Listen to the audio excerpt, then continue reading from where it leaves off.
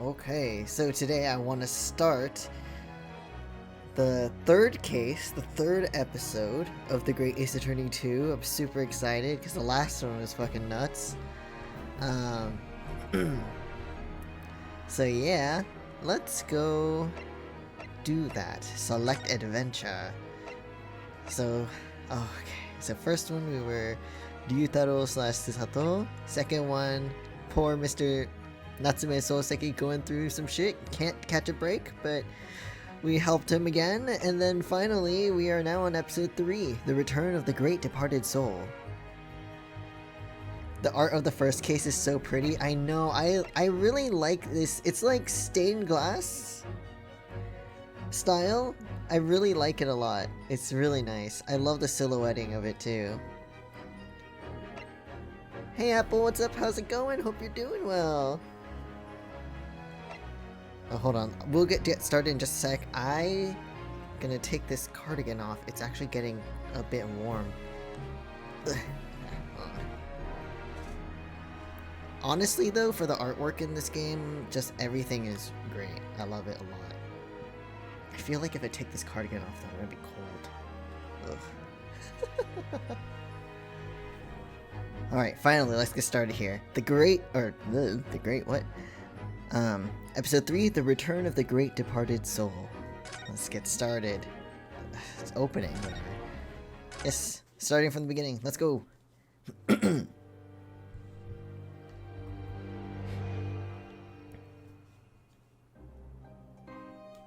Looks a bit sciencey. Oh, we're finally getting into the great exhibition that was talked about in the first game. 最新の科学技術がハイドパークの特設会場に集められた。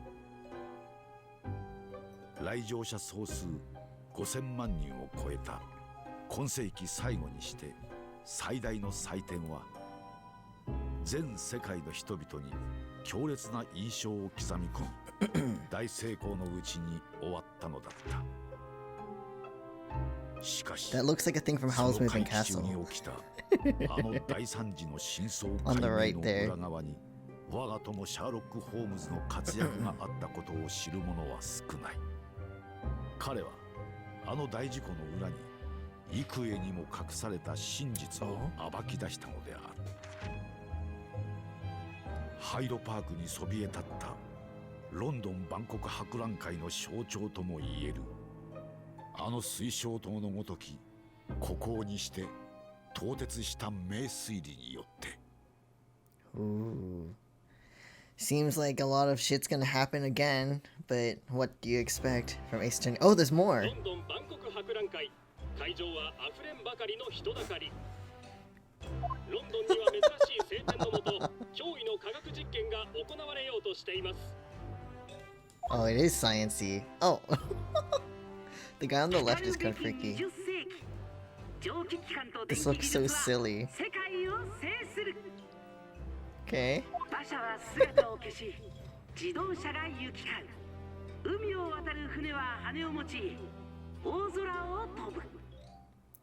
Okay.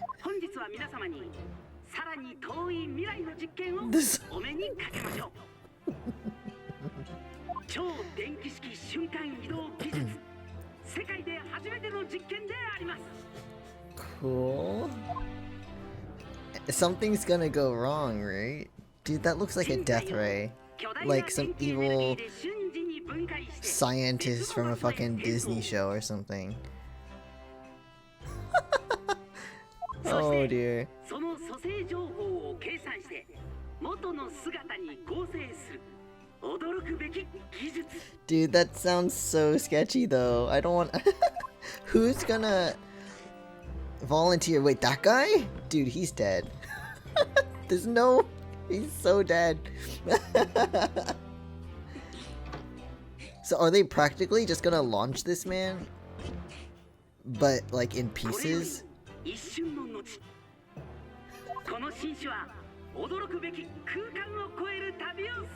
No, this is...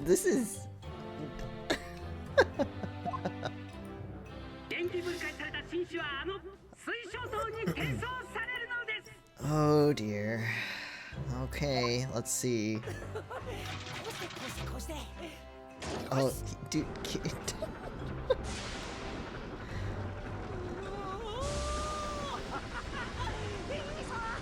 Oh my god.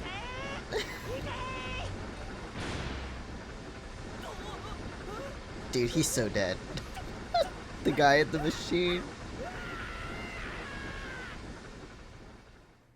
And as I suspected, taking off that cardigan did leave me cold. But I'm gonna keep it off for now.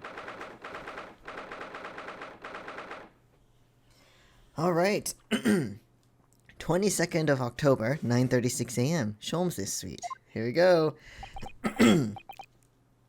I also want to know, there was a comment that Ryunosuke made in the last case, like before the last case actually started, but he was all like, something happened that made me not be able to practice law in the UK anymore, and I was like, what the fuck happened?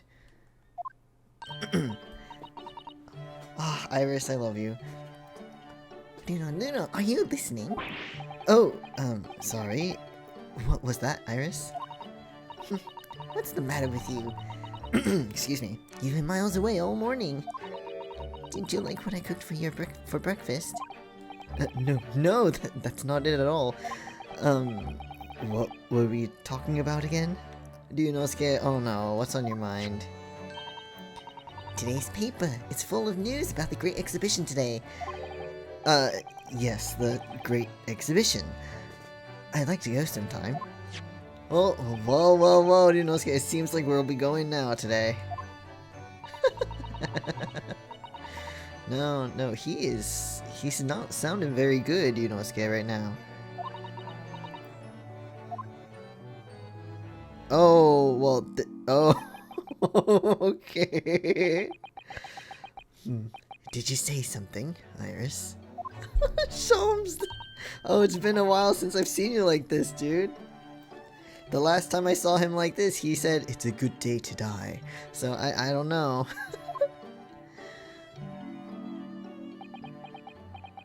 Sholmes, did something happen? What the fuck? What? Sholmes, what the fuck's wrong with you? When did you arrive, Mr. Naruhodo? I've been here for about half an hour already. We had breakfast together. What the fuck? What? Why didn't you mention it before? This man is on drugs? Isn't Sherlock Holmes supposed to be, like, didn't he also take drugs? I didn't read the books or anything. I should know. Yep, yeah. But that's one fact I know for sure. Canonically, exactly. Thought you might have known I was here, because breakfast? Iris is quite right. You're clearly lacking in vim. So much so that I didn't notice your presence. Vim? What's that mean?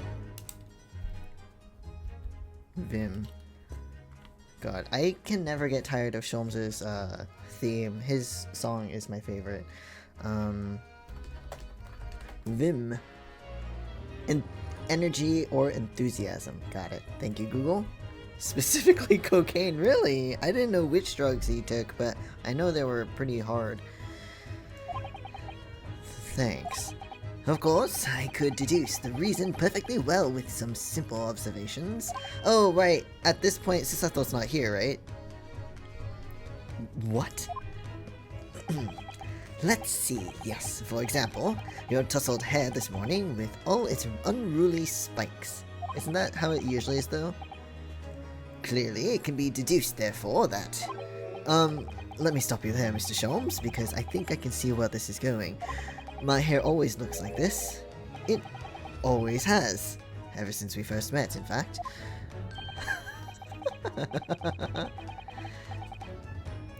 Oh, really? How interesting. It just doesn't look like a haircut as such, I suppose. Well, whatever, dude. Oh, dude. Thanks again.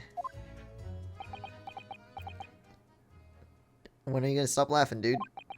It crossed my mind recently. Oh, there we go. It's been 6 months now. 6 months since what? Since I was forbidden from working in court. What happened? Why were you forbidden from working in court? Huh? I'm confused. What happened to you? So I've been wondering how much longer I'm going to be banned. Oh, well, that could explain why you seem rather glum. Don't you agree, Hurley? What? Okay. Sholmes?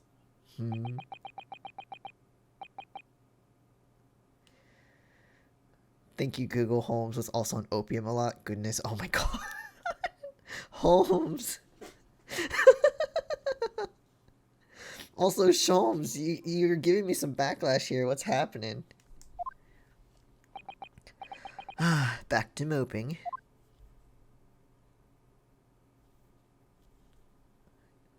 Watson does go, buddy. This is not healthy. I mean, Watson was like a doctor, right? Like, whether it's medical or not, he would... Well, I don't know. Whatever. What's the matter with Mr. Sholmes today? He seems even more down in the dumps than me. I know, and the great exhibition has opened. You'd think he'd be excited. Oh, why don't we all go to see it together? I want to. Of course I do. But I can't. Not for the time being. Oh, is that why you're depressed? You want to go somewhere but you can't? Why not? Why not? Because I'm a great detective after all. So you're embroiled in some tricky case that you can't be distracted from. Is that it? I don't know. I'm still kind of not sure what's going on right now, but we'll see. Sholmes, is something happening? I suppose I should try to find out what's going on. Please be clear, I beg. Exactly. Dude, I can't keep up, friend. Also, I was looking at the footage from the last time I played this, and I think I was thinking about it when I was playing it last time, but that one thing that we found at the very end of the case, I don't think we have it with us right now, no. But they kept thinking it was like a collar of some sort, but had like a really fancy B in the front, and there was like blood and shit in it, and I was like, I don't know. It looks super fancy, so I'm thinking Van Siegs, but because Baroque, but who knows? We'll see, we'll see. So what happened 6 months ago, Ryunosuke? Half a year ago now, I took on the defense of a young girl in a trial heard at the Old Bailey. What at first seemed like a simple case of murder that took place at a London pawnbrokery turned out to be one part of a much more far-reaching plot that involved the British government. Say nothing, that's probably for the best. Oh, so it had to do with that case, that's fair. That makes sense. During the course of the trial, it was found that I made an unavoidable, yet at the same time unforgivable mistake.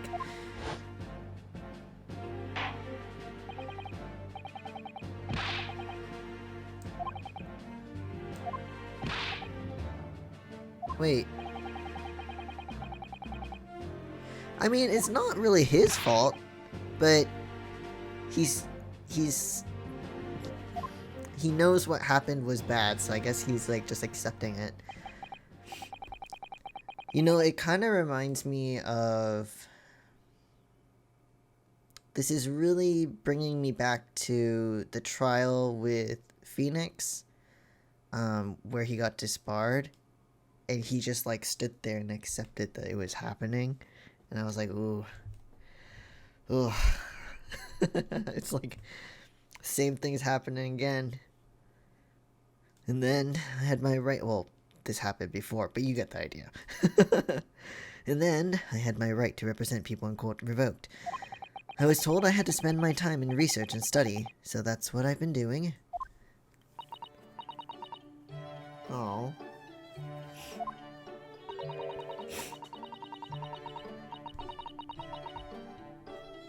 I mean, I guess he's keeping busy, but...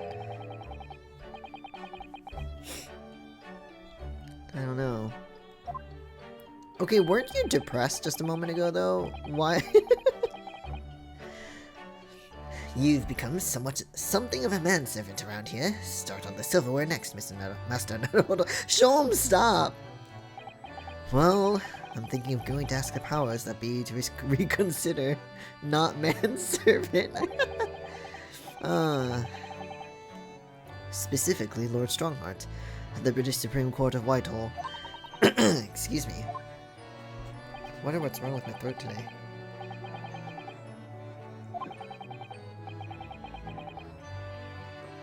Strongheart makes me nervous. He's the only one who can grant permission for me to start working in the courts again. I came to Britain to become the best lawyer I could, and I can't do that just sitting around here. No can do. We have to... for Kazuma's sake. I love how Sholmes uses delightful when he dislikes someone. Yeah, no, I feel like people do that. They're like, that person was... they were great. You know, wonderful person. So I love that when people do that. It's so funny. But I do agree. I do specifically like the word delightful. The whole of London has been swept up in this great exhibition, hasn't it? The most advanced science, the most modern technology, the finest works of art and feats of engineering. For the next 6 months, our capital will be showcasing these things, and the world will be watching.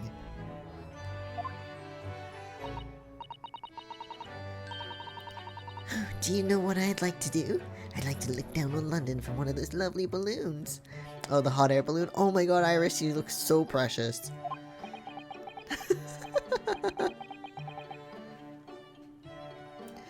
Friends love to do that. There goes your best friend when it's someone I loathe. That's great.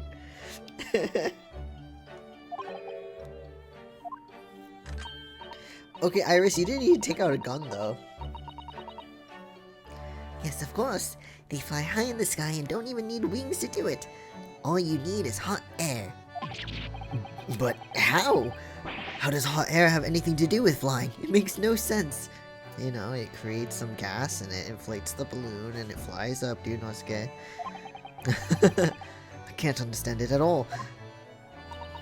That's true of a lot of new scientific discoveries.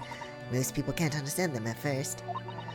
But in 100 years' time, all these things will just be common knowledge. I mean, it's not wrong. Mind you, some of the science being demonstrated seems very questionable. Something went wrong on the open experimentation stage yesterday, apparently. There was a huge explosion. Still, I wish I'd seen it, though. I'd love to see how bad some of these scam experiments really are. Oh dear. Says the innocent 10-year-old girl. Iris, I know you can draw a diagram for the confused man. It's true, she's a genius. She's probably really good at drawing, too. Some really detailed, nicely, what's the word? Anyway, I'm sure it would look wonderful. The brighter things shine, the darker the shadows that are cast behind them. Personally, I find myself drawn to the darkness, to the impenetrable. That is my proper atmosphere. Alright, so we got a newspaper. Shadows cast behind. Is that a metaphorical way of referring to the back page of the paper? Wait, what's on the paper? Back page. Oh, this. Well, let's look at this first, and then we'll get to the really ominous looking one.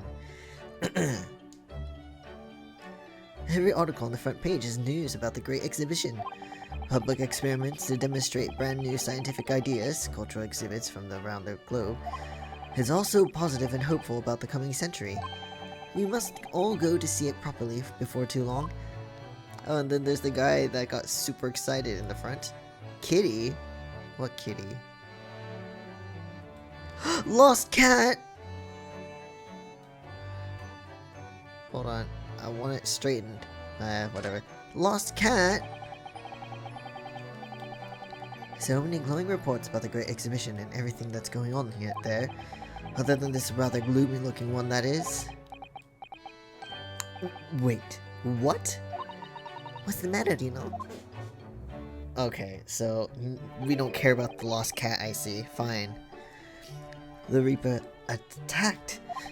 That's Lord Van Zeeks. Fine, I know. What about the kitty though? Like, come on, that's important. This must be what Mr. Sholmes was talking about. Does he know any more, I wonder? Huh. Also, that's a cool picture though. Alright. Okay, no. I want to know about your mood though. Why? What's wrong? What's wrong, Mr. Sholmes? Are you investigating a particularly tricky case at the moment, Mr. Sholmes? You could say that, I suppose. Nothing more to add. That's not like you. What sort of case is it? Shh! Quiet, Mr. Naruhodo. We must not discuss it here. You never know who might be listening. The only person here is Iris, though. Unless you don't want Iris to hear. Maybe it's an Iris thing. You're acting very strangely, Hurley. So he's high as balls, maybe. Maybe he's hallucinating. Whoops, I didn't mean to press that. What do you mean, Iris? Well, usually. The more mysterious and complicated the case is, the better Hurley's mood. Maybe it's because he hasn't had a case in a while. Is it really a case that's bothering you? Iris, please! You mustn't exercise your astute powers of observation and deduction on me without invitation. Remember what I always say. Put yourself in the shoes of the individual about whom you're making deductions. Sholmes, I don't know. You say that, but is that something you actually do in practice? Do you know?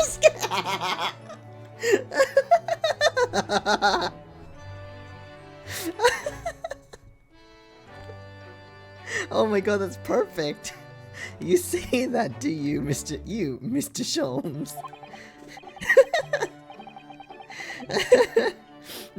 Never mind. Do as I say, not as I do, exactly.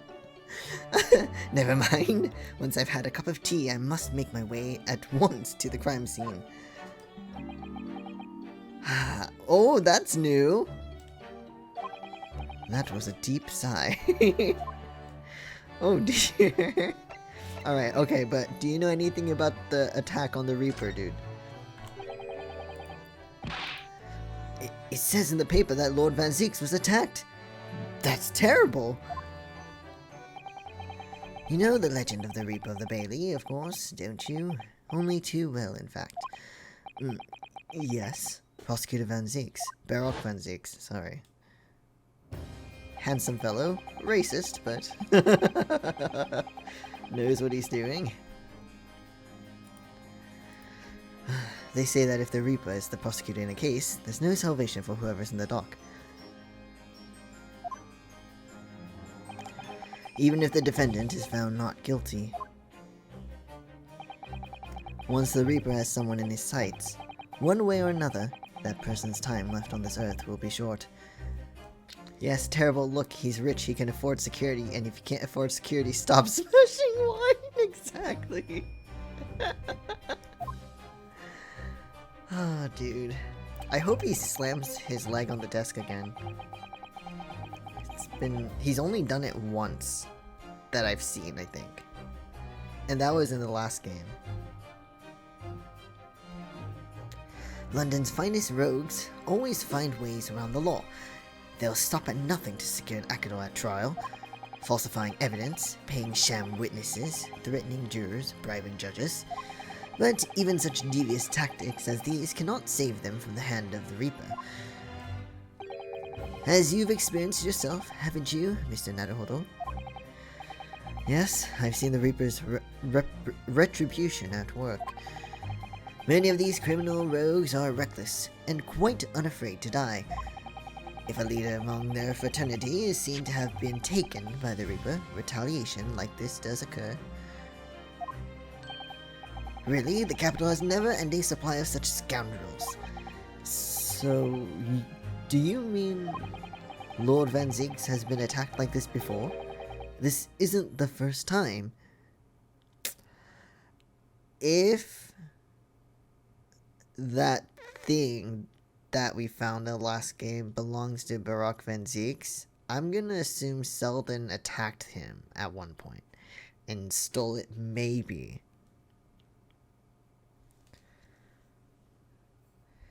It's like that meme, someone help me budget, I can't figure out what's wrong, meanwhile they're buying $10,000 of wine and goblets a month.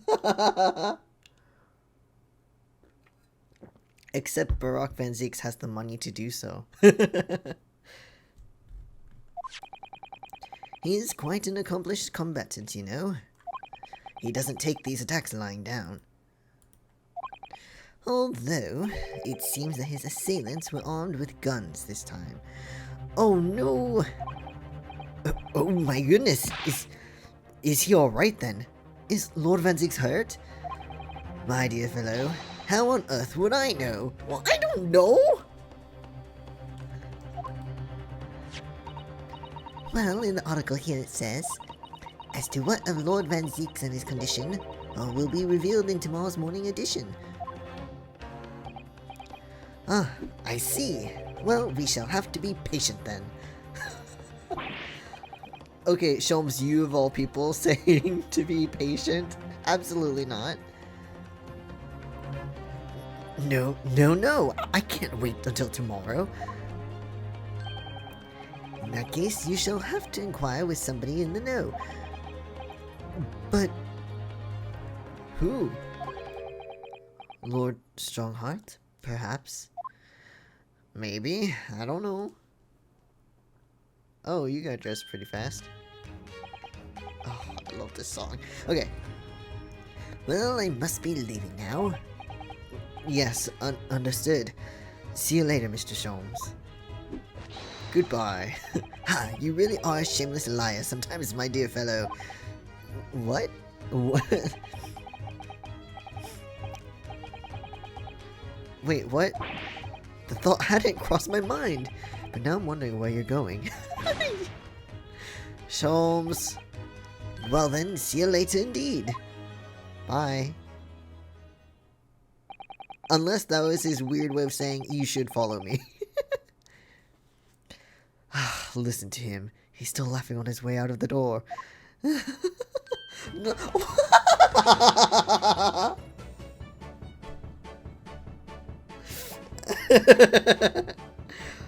Oh my god, Iris, you're so cute. Oh my god. But I'm not gonna lie, her hat looks like Deadmau5 a little bit. She's so cute. I love the outfit.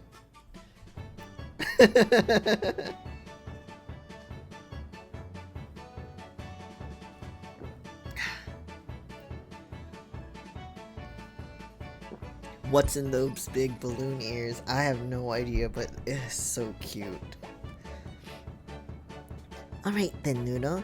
Let's get going. Oh, Iris, what are you wearing? I'm not changed to go to the Great Exhibition. You're going to take me.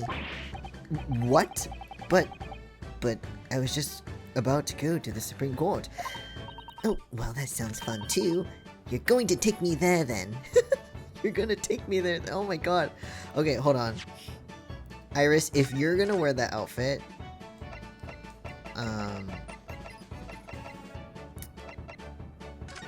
then I think I need to change my outfit. Okay, hold on. Yay.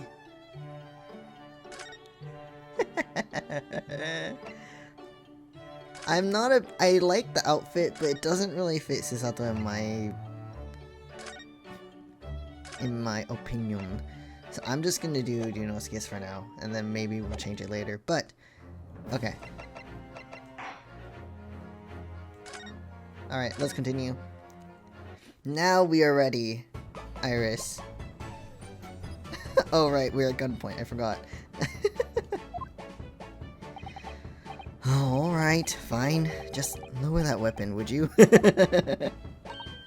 Of course, after the Supreme Court, then we'll go see the great exhibition. She's so excited. She's so cute. New location. Wait, hold on. I saw a thing where if you check this, I think it's here. No, not the fire.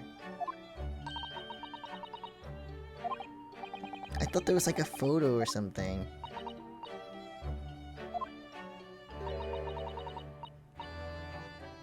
Oh my god, he got stuck.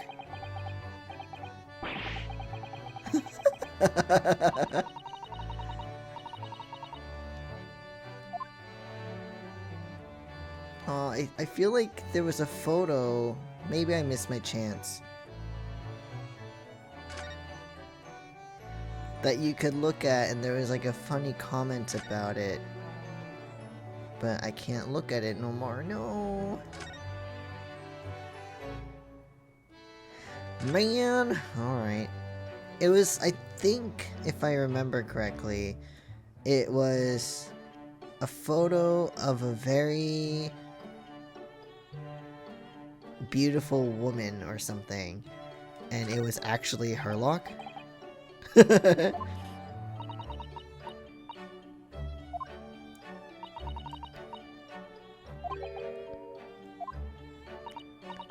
Oh, anyway, too bad. Okay, let's just... Too bad. That sucks. Alright, never mind. Let's go. Oh, wait. Can I see anything in our little room? Oh, it's so lonely. Only Ryunosuke.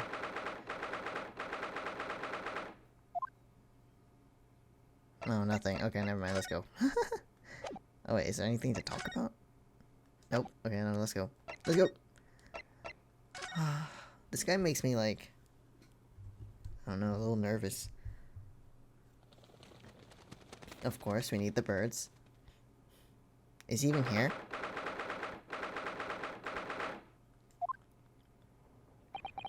It's been about 6 months now since I was last here. But some things never change. Like the sense of foreboding I always seem to feel in this place. No, yeah, Iris!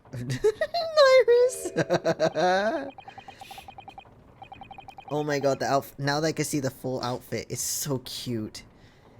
It doesn't seem to be bothering Iris at all, though. She's happily reading over there. Oh, I love this place. I always find so many interesting books here. Are you allowed to read them, though?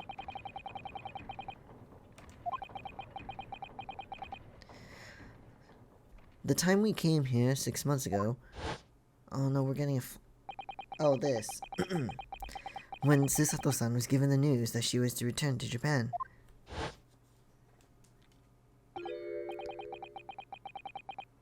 Huh, I understand you wish to speak with me. Ah, there he is.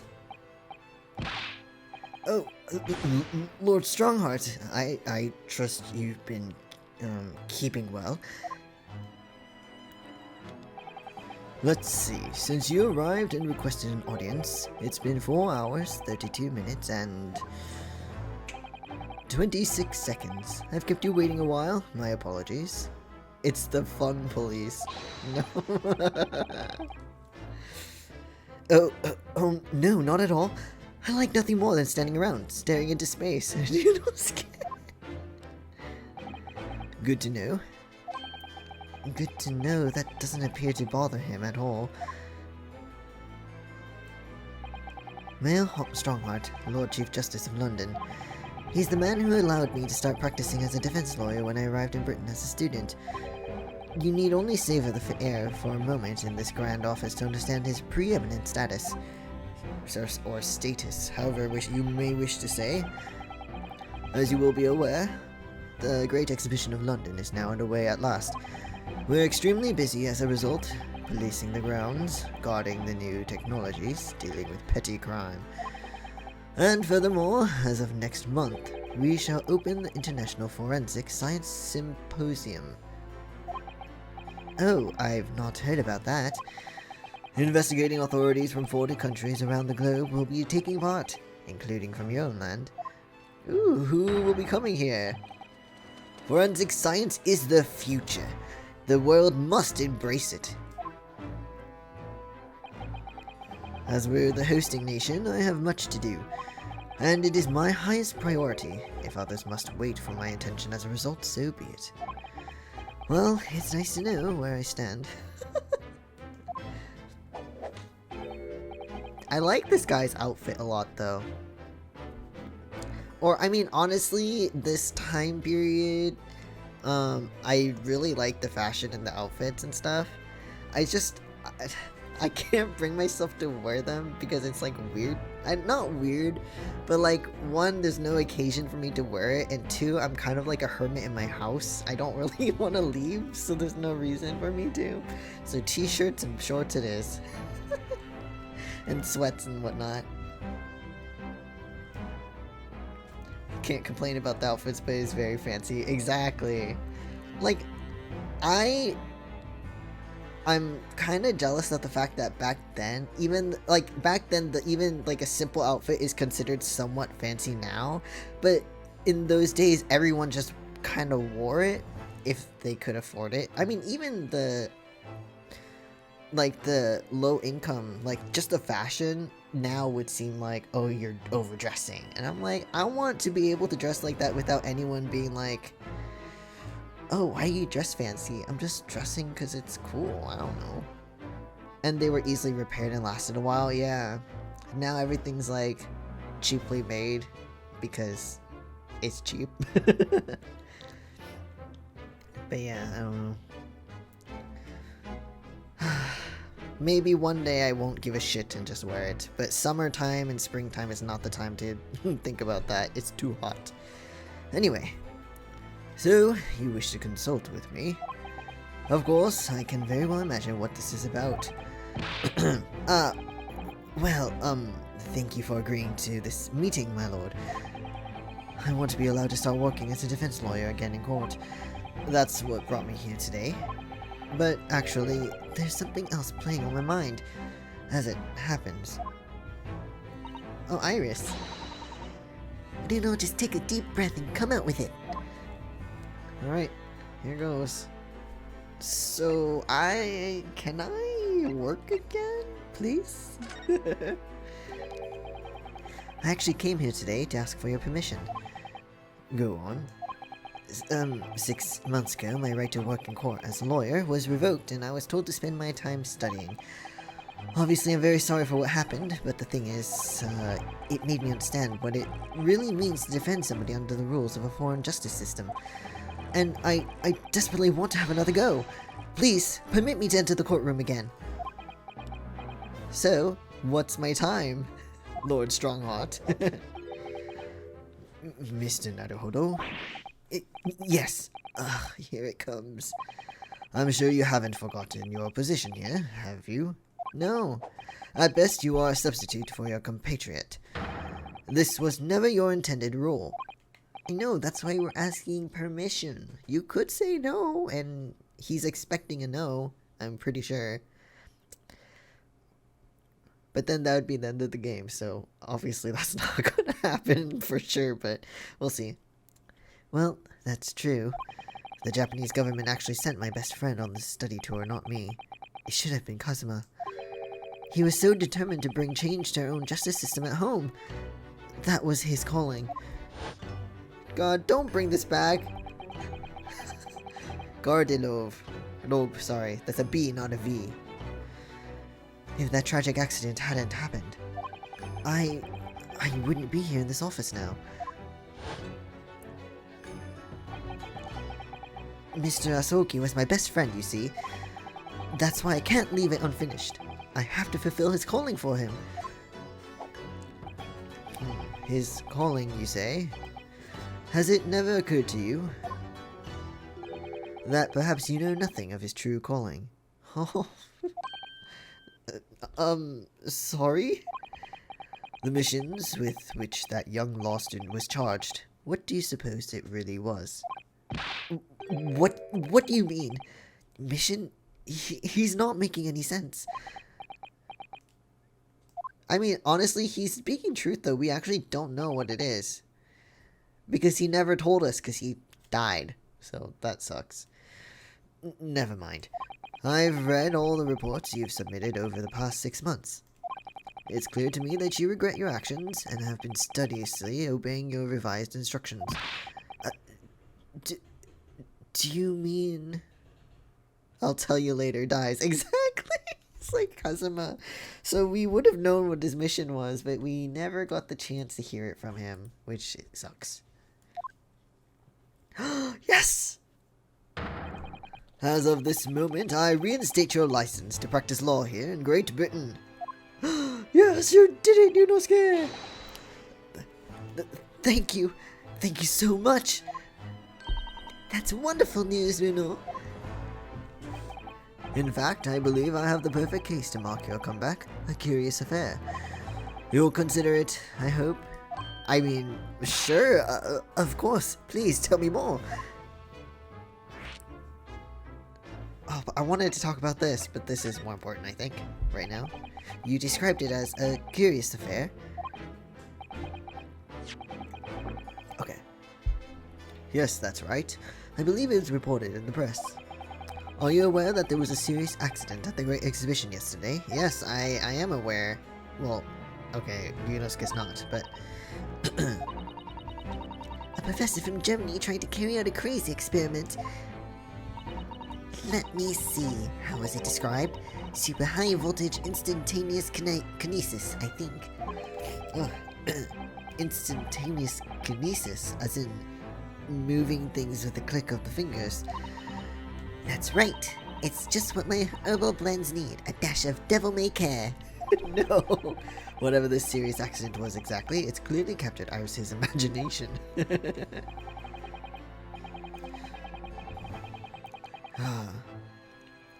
It's an unfortunate business. A large explosion engulfed the public experimentation stage and a man lost his life. So the guy that walked in with the top hat, I'm assuming. A certain Mr. Odi Asman, an investor. Sorry.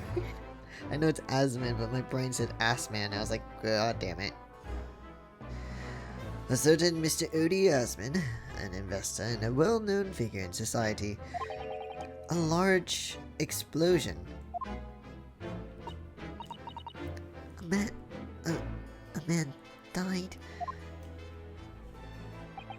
The man responsible for the experimentation was Professor Albert Harebrain.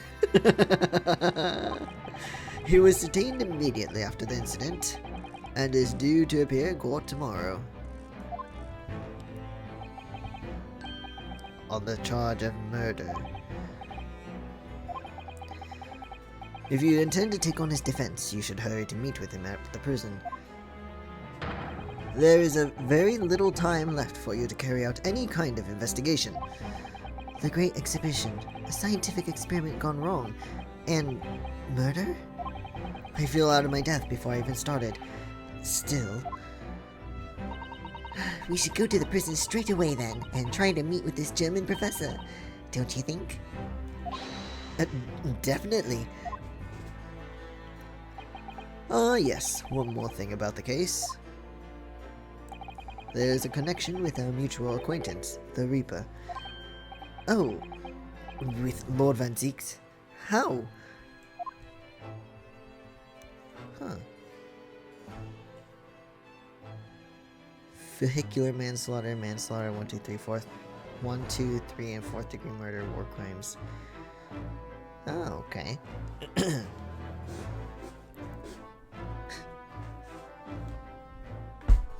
Sorry, just moving my table really quick. Got it, okay. Alright, finally we'll get to the Forensic Science Symposium. Alright, tell me more about this thing. All sorts of conferences have been taking place around the world to coincide with the Great Exhibition. And next month, the largest and most important of them will take place at last. The International Forensic Science Symposium. It does seem as though the criminal investigation needs to embrace scientific methods, doesn't it? Exactly.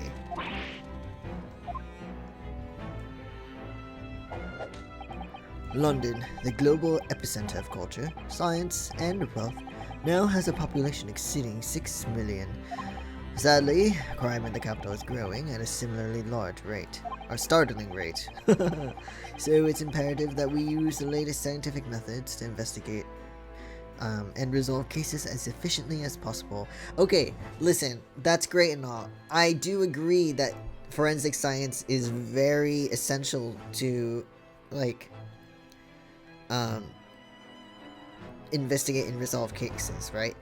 But listen, I think the one thing people need to do, especially in the police force, before that, is to check the pulse and see if the body is actually dead, please. Okay? Because that seems to be an issue here. I don't think you need to you don't need science to check if someone's still alive. Because the track record is not great. Exactly! You know, there's a few things you could do. Check for a pulse. Check if they're breathing, you know. You don't need science for that. All you need is 2 fingers. Maybe even 1. That's it. Hell, put a piece of paper near the nose to see if it moves. Exactly. Yeah, either put your finger in front to feel some air coming out, or the piece of paper. Like, that's all you need. And then past that, then yes, we need this forensic science. Exactly. I like every time he does that, the birds fly. How many birds does he have? Just like, he has a secret person in the back that's just constantly opening cages of birds whenever he does the BAM pose. Exactly. The future of policing. Every time too, Iris gets like surprised. I mean, that's fair though. She's only like 10, right? 11, 10? So maybe it's kind of like catches her off guard. Detectives is at this event. Oh, so people looking dead doesn't mean they're dead? Fascinating. Exactly. Oh my god.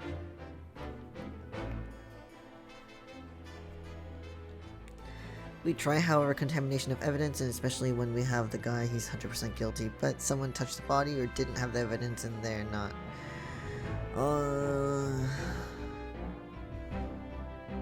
Yeah, no, I mean, there are so many things that could mess up with forensic science, but it is a good way to, I mean, it's good to have to know, like, I don't know, just guessing, oh, you're close to the body, you definitely did it. You know, or like finding definitive proof to make sure they did do a certain thing, or they did or didn't commit the crime, or whatever. If the body is not going cold, maybe don't assume death, please. Yeah. Regrettably, however, Britain is currently dragging its feet when it comes to the adoption of forensic methods. Oh dear, that's alarming. Exactly. Again, the birds. See, someone is doing that.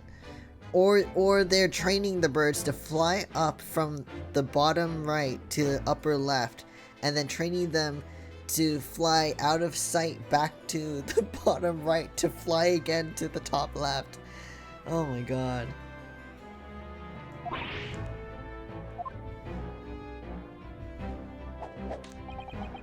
And with that many birds in your office, how does it not smell? Like, do you have someone to clean it up all the time? So much bird poop. If I were Her Majesty's Attorney General, you can be sure the numbers of crimes committed and resolved in London would be very different to the current figures. And I can cite 12 solid arguments and 223 individual reasons to support my claim. Wow, that's a lot. By way of apology for keeping you waiting earlier, I shall detail every one now. No, please, it's fine. You don't need to. You don't need to. You don't need to. What? Oh, how fascinating. It all began 15 years ago. I was... No. Oh my god, dude, we have places to be, Lord Strongheart. And then we blacked out. Oh my god!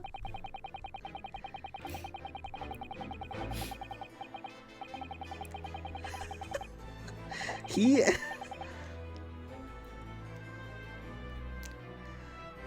And that more or less sums up my feelings on the matter. The simplest of terms, of course. Simplest of terms. Cool. Essentially, to formally establish a forensic investigation division within Scotland Yard. That is my mission. Oh, right. Yes, that's wonderful. Exactly. Wonderful is precisely what it will be. Can we? She's just been reading this whole time. Man, if I was Iris, I would just go reading too. Law is justice, but is blind. Forensic comes after, and the bureaucracy of it all just sometimes doesn't allow an officer to help someone if they're dying. Yeah. It's all complicated. Last case, the police declared someone dead who wasn't literally still alive. Yeah, that's true. Can't declare someone dead. Expertise in the field, even now, if we have training, makes it tricky. I mean, nowadays, for sure, yes. But this is back in the Victorian era. We don't know what shit they went through. It's... it's all different. Also, it's an Ace Attorney game. Everyone's kind of incompetent in some way.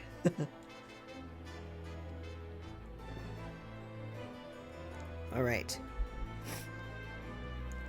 Iris isn't paying attention at all. She's got her nose in another book now. There she is. Is it over? No, we didn't. I actually drifted off for the most part. He's surprisingly ardent about forensic science. Alright, so thank you for your time, sir. We're gonna go. Actually, hold on. Before we go.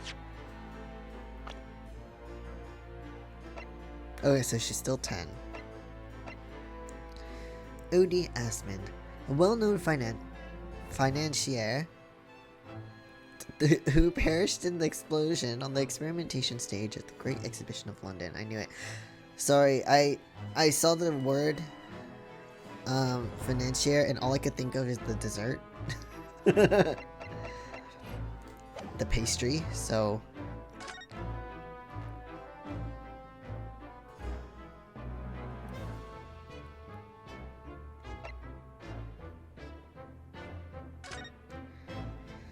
Alright, here we go.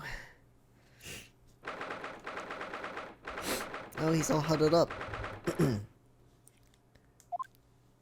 Hello? The warden said cell 11. That's this one. Oh, there's someone curled up in a ball in the back corner. Look. Excuse me. Excuse me? Professor Harebrain? Hello? Is he gonna be in their face? Oh, hi. Oh god, what voice did I give you? I don't know.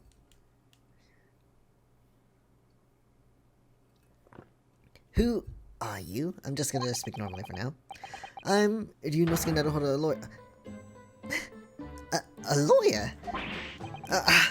Was it something I said? A lawyer, you say? I say, as I said, I was going to do normal voice. Would you be here about the experiment? Are you going to defend my hypothesis? What? Your, hypothesis. Sorry, I was... Yesterday's demonstration! That magnificent demonstration was... It was an out-and-out success by anyone's calculations. But despite that, no one listens. No lawyer believes in science. When it's explained, they all leave at high velocity. Okay. Dude, I want to like squish your hair. I want to like pat it like.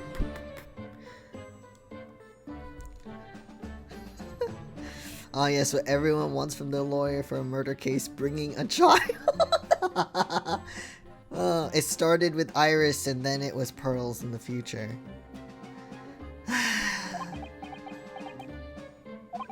Now is probably not a good time to mention that your zeal made my concentration leave for a while too.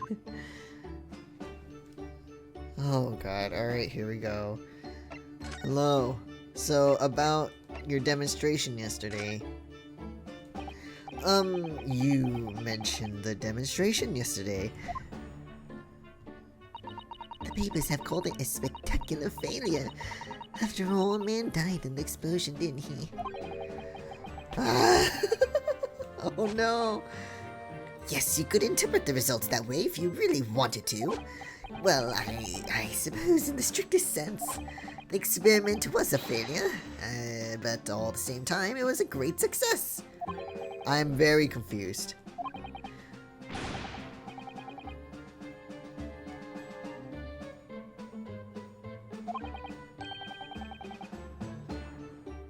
Okay. At that point, he should have been beamed to the Crystal Tower by instantaneous kinesis. Task failed successfully. However, the machine exploded and Mr. Asman, in fact, perished. Yes, I can't deny that part of the experiment was a failure. So, what you're really saying is the large explosion that killed Mr. Asman was an accident, correct? But the bigwigs had you arrested on suspicion of murder. Oh dear. I was responsible for a man's death. That is immutable truth here. And for that, I wish to be punished at once. But... Murder? Never in a million years!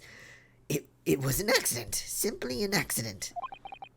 I see.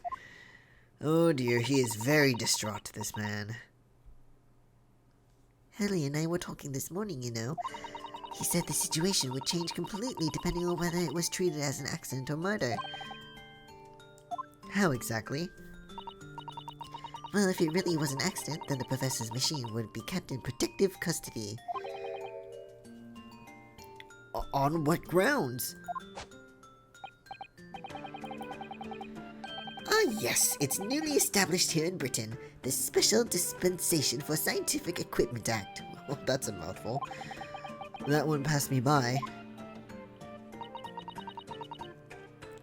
What, the British get to keep it? I see.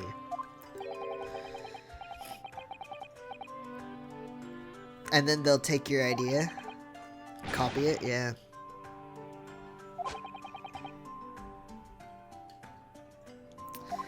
Oh dear.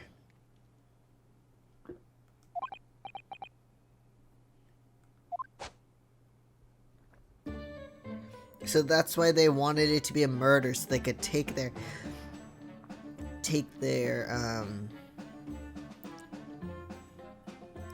his science as theirs.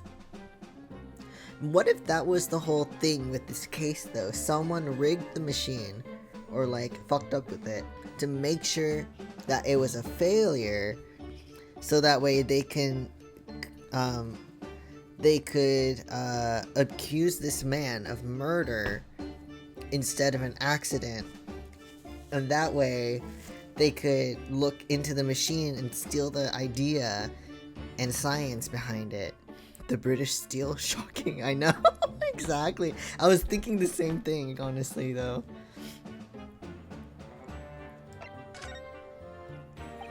So, in short, there was a terrible accident at the Great Exhibition Showground yesterday. Yes! Or rather, no, the devil's in the details. Strictly speaking, there was a terrible explosion. Sounds the same to me. You were demonstrating super high voltage instantaneous kinesis, weren't you? How fascinating. Humans, like all matter, are made up of particles that are held together by electrical bonds. It's true. So it must be possible using a sufficiently high voltage to break those bonds and beam the particles through space. I mean, isn't that just our nervous system, though? I don't know about the rest of the body. Like, it's connected with the nervous system and reacts with it, but... like... I don't know. I mean, I don't know the exact science behind it, so maybe I'm just being stupid, but I don't know. Did I fail health? No.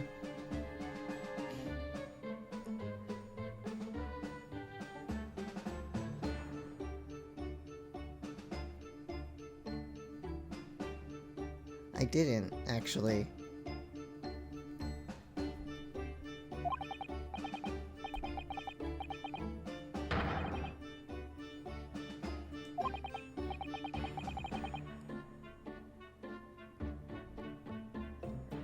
Gosh, that's unimaginably high-level science. What is this dance you're doing? oh, but dare to imagine it, dare to dream of such incredible technology.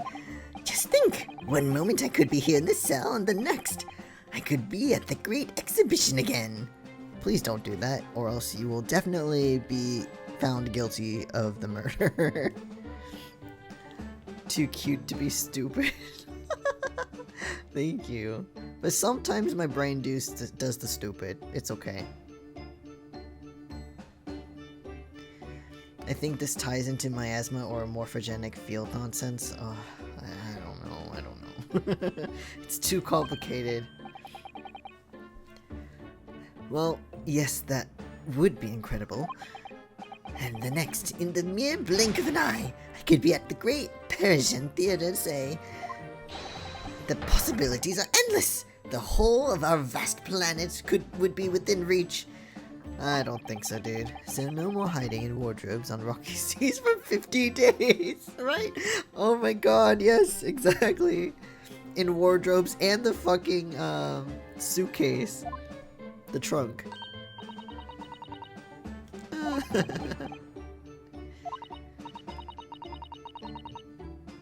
Well, if you could travel anywhere in the world instantly, the planet wouldn't really seem vast anymore, would it? I think it would feel like it had shrunk.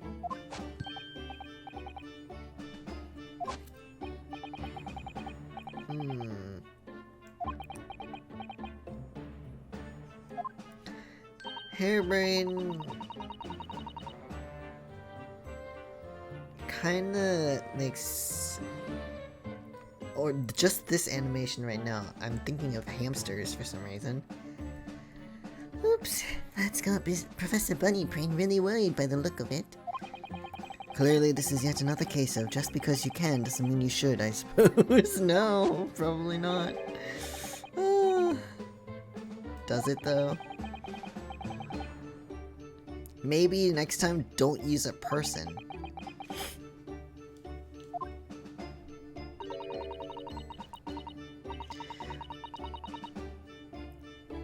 Because practical demonstrations cost a lot of money. Money that young scientists like you don't have. That's exactly it, yes. Haley's always complaining about it. He says the government should invest more in science. Well, anyway, I bumped into him at the right time.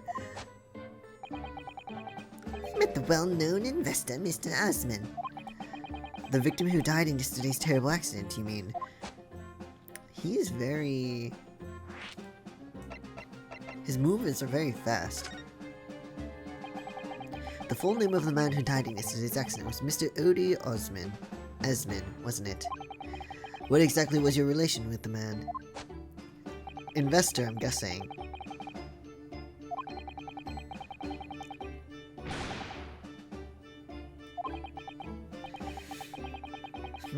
Okay, so he's only known the guy for a year.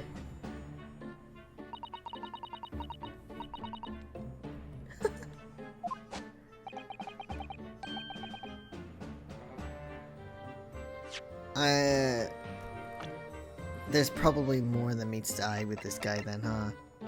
33. Oh, he's pretty young. I mean, he looks young, but... let's see. An Archangel, that's pretty high up there. Prepared to fund a practical demonstration of my hypothesis for a presentation at the Great Exhibition. And if that went well, I could expect additional financial support for my research from the British government. Okay, but honestly, even if I was really... like, sure that that experiment was gonna work, I would never, like, volunteer myself to actually be in the machine to do it. Because things can go wrong even when you have it, like, perfectly done. Like, you never know what could happen. Like, I don't know. This is, like, a machine they couldn't really test out that much either. So, like, I don't know. This just seemed like a stupid idea.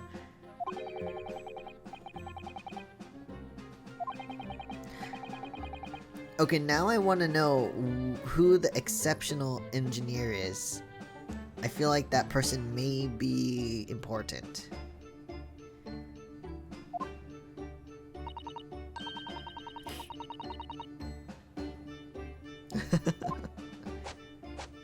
Oh, nice.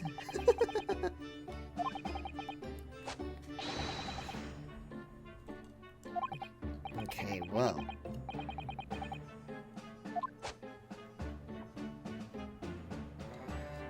I guess there's not much else to hear about from this guy.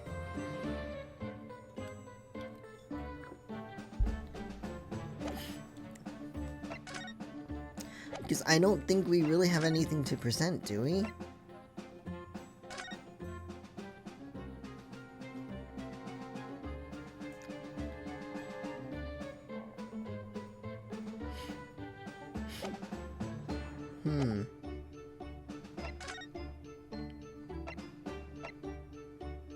But we don't have a new place to go, so...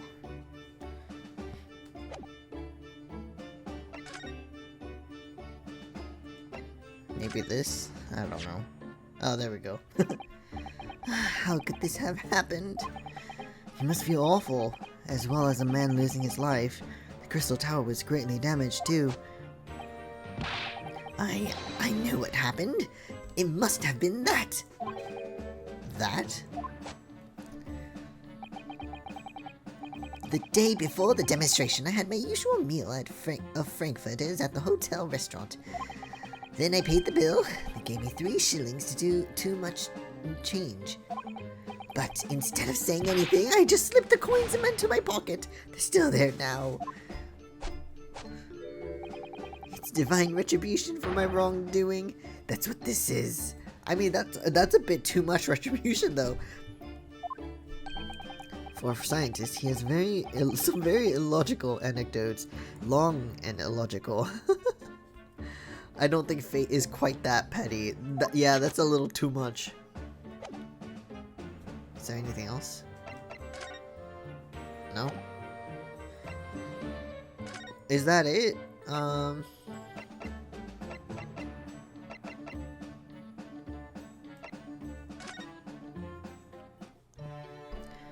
I don't know what else I'm supposed to do.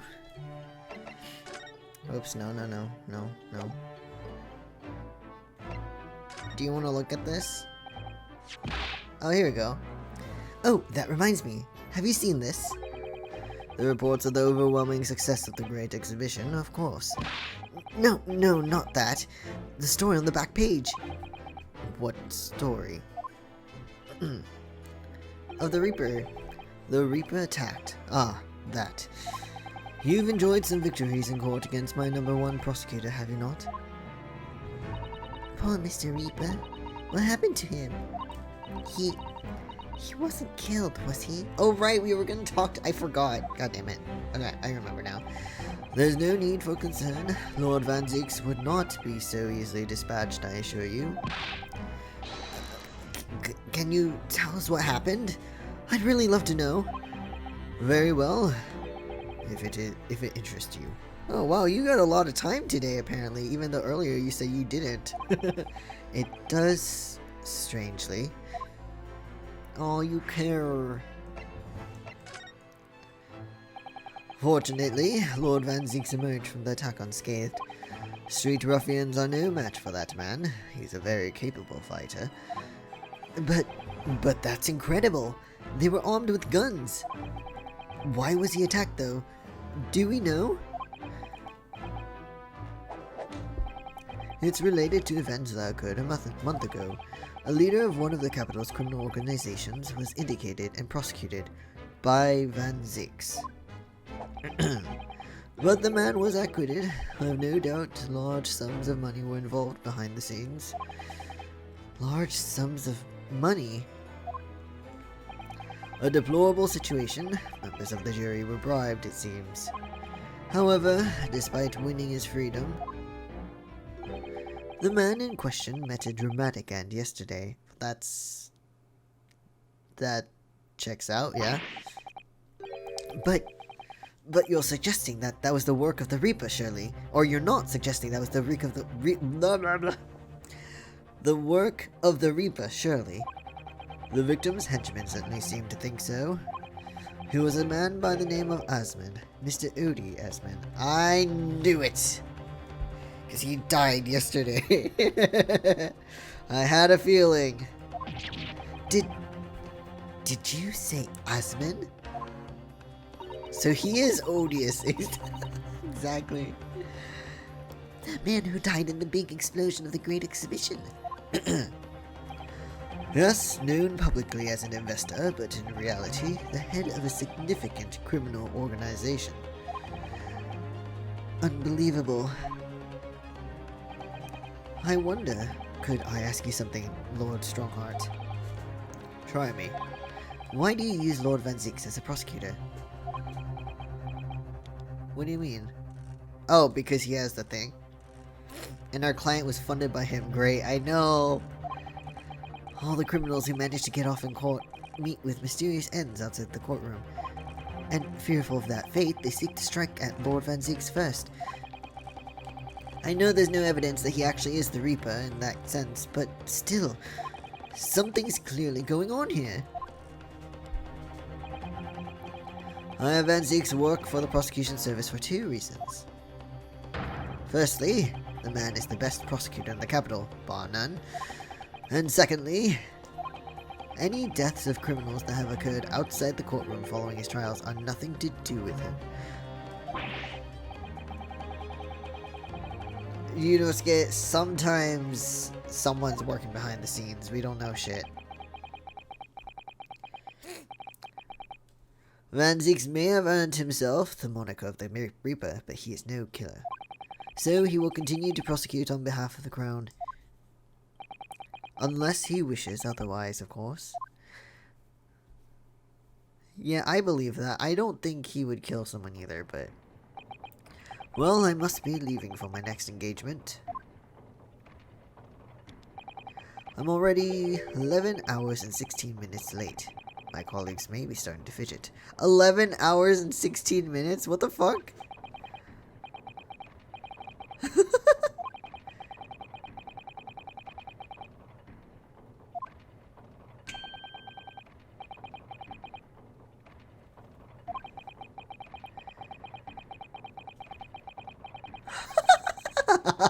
I'm sure it stopped for me during this 12 solid arguments and 223 reasons. Oh my god. Oh, yes. Where would I find Lord Van Zieks now? I would assume he's at his office. Right, I'll go ask him about the attack in person. I want to get this straight from the horse's mouth. Away with you now. I'm leaving Professor Harebrain's defense entirely in your hands. Of course, yes. Thank you very much, my lord. Alright, bye. Wait, we get to see his office! I want to see his office. Is it pretty? Is it nice? Ooh, it looks cool. it's reminding me a little bit. I don't know what the right side of the room looks like, so I can't say for sure. But instantly, my brain went to Gant's office in from the from the first game, the from the whatever the case was called. I don't remember. It is very aesthetic. I like it a lot. Okay, is he here? Oh, this is the legendary Reaper's office. Yes, it appears so. Ugh, it sends a chill down your spine, doesn't it? What an amazingly deathly atmosphere. I think it's nice. Oh, is that... Who the fuck? That hooded figure was so still, I hadn't noticed his or her presence. I wonder who it is. What are you doing here? We came to see if you were okay. Oh my god, this is the first time we've seen him outside the courtroom like this. Hello? I see your collection of chalices in the corner there. He's as unwelcoming as I thought he'd be. Actually, maybe even more so. And he's just as grumpy, yeah! Oh, I'm glad to see you're well. I am. Awkward. So, who's the person over by the wall being, punished for something or other? No punishment is taking place here. Oh. That's my apprentice, and he's sitting there for it of his own free will. I didn't know you had an apprentice. Oh, so he's the guy in the photo. Got it. It must be the same person who's pictured in the newspaper. Why is he wearing a mask, though? It's kind of weird, freaky. He's very able in combat. A requisite skill for anyone under my tutelage. Are you referring to the attack on the Reaper that was reported in the papers? The Reaper?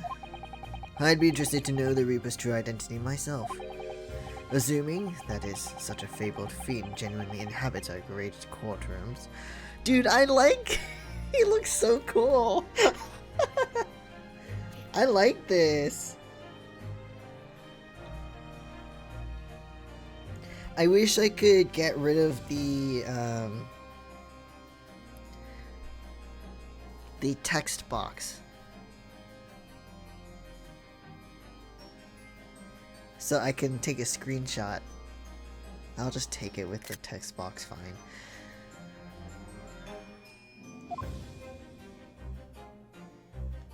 Hey, I'm glad to see you're doing good.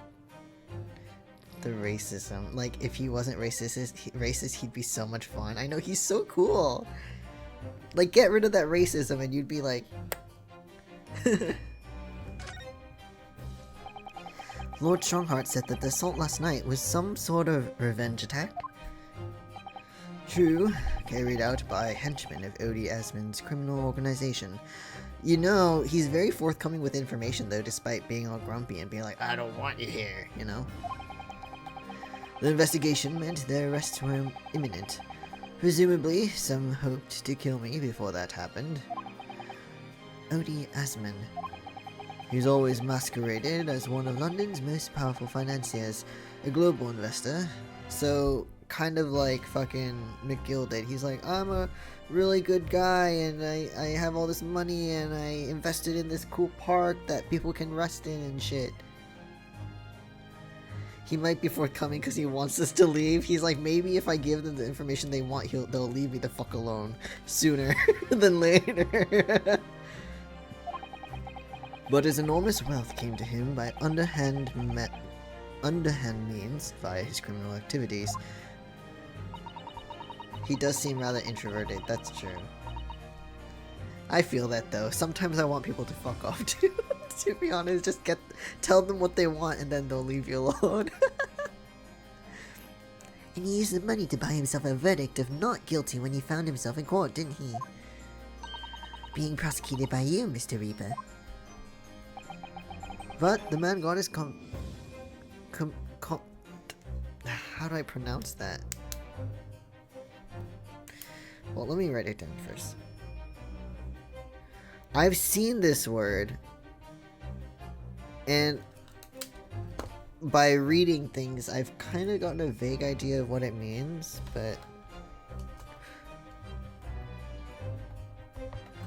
I can't pronounce this fucking thing.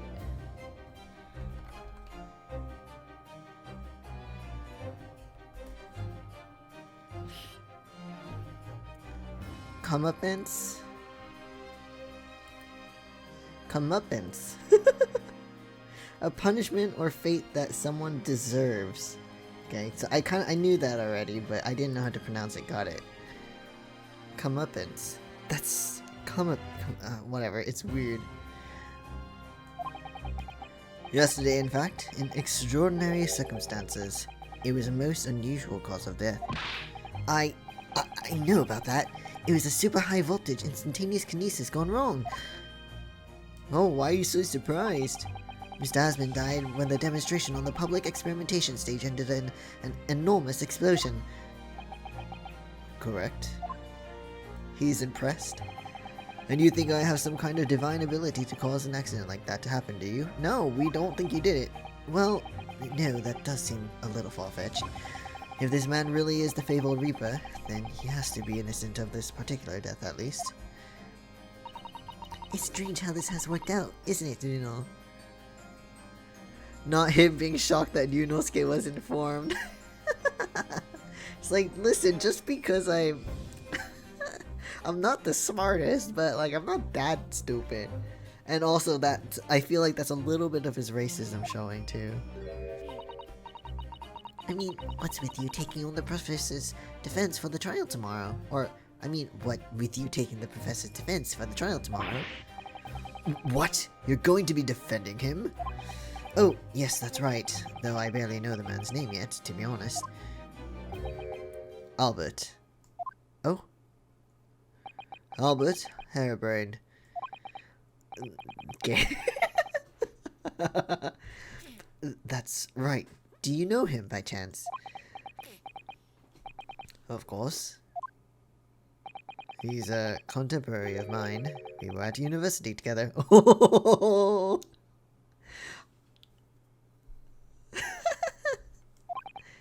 Oh, you're... What?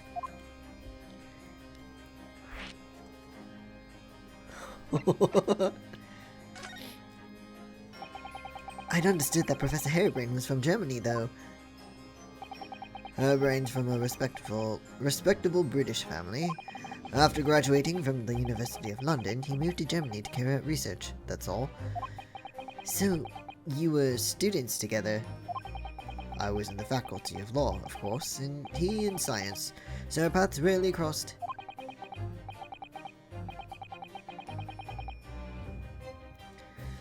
But curiously, we got along, though I've not met him since my university days. they were friends. I certainly didn't expect our next encounter to take this form. It's weird to see this pose from like head on. It looks less creepy and more silly.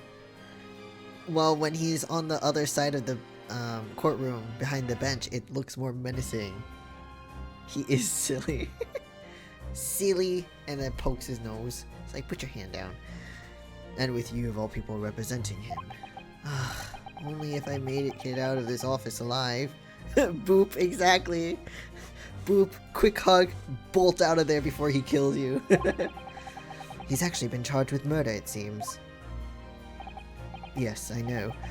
Because the prosecution will be handled by me. By you? But you made it sound as if you and the professor had been friends. We are friends, it's true. Then why would you do this? The Reaper's the prosecutor. There's nothing you can do to save him. He's doomed. Iris, what the fuck do you mean by that? We've won cases against him before. And people lived, like Soseki. What's Lord Van Zieg's thinking?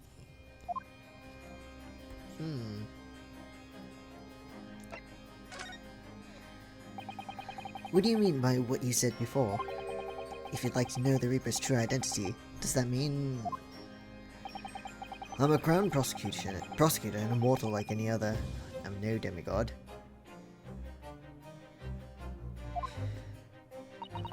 But they've all died, haven't they? The people you've prosecuted, I mean.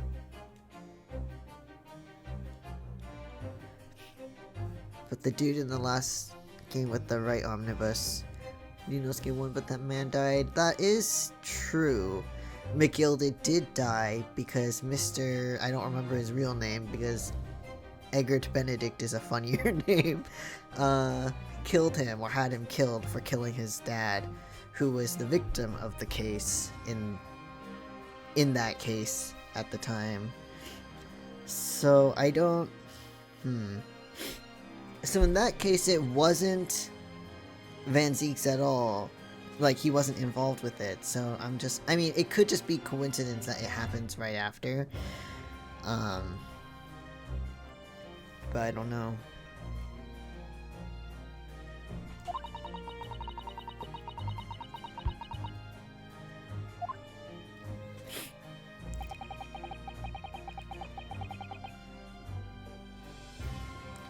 Those I prosecute are the vilest, vilest wretches of our society. People who, without question, deserve to be found guilty. The world is a better place without them. So I think Iris is saying anyone who goes up against, or goes against Van Zieks is at risk of dying unless they leave the country like Natsume. Before it's too late, book it out of there. Okay, edgelord, I know. But... that's not true of Mr. Natsume, for example. He wasn't a vile wretch at all. Well, I mean... Van Zieks might say otherwise, though. Because he's racist. Nor was Ginny. In fact, she's ever so hardworking now. I can't deny that since I encountered you, things have taken a turn. But the point is that... oh, what is he saying? I don't blame him, I would have booked it out of here too. Exactly. No, dude, Natsume needed to leave. He really needed to leave. Just being in Britain wasn't healthy for him. If any of those vile wretches that escaped justice subsequently died in mysterious circumstances, it was at the... Sorry. Oh, it's your Grinch heart growing a few sizes. Also, he was literally getting poisoned. That's true too. He was the gas in his room. Yeah. Oh, Van Zieks. Soon, that barrier between the his tiny heart and being big enough will break, and he'll truly be soft. Lord Strongheart said the same. He believes you're not involved in any way. But you were attacked by those ruffians because they believe it's true.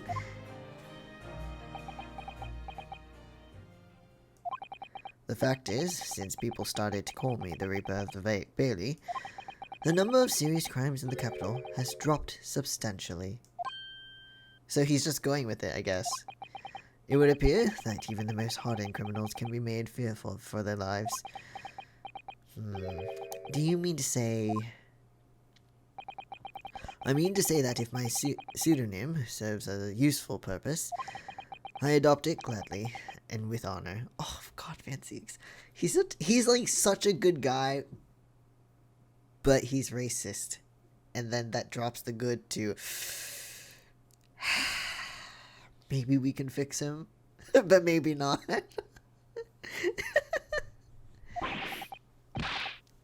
But it's putting you in danger. You could be killed. If that is my fate, let God decide. Hashtag I can fix him. That's what I was thinking exactly. Oh my god, Van Zeeks, no!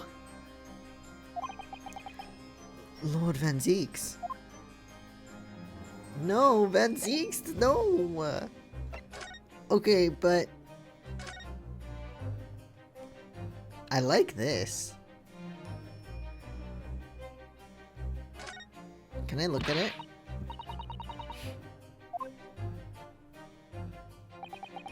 Oh, he's not stopping us.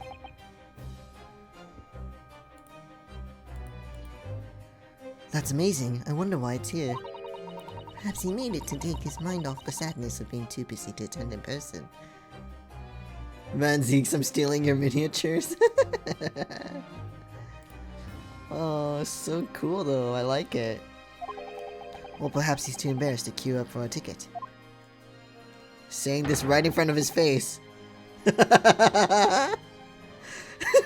Surely it's obvious. I'm using it as an investigative aid.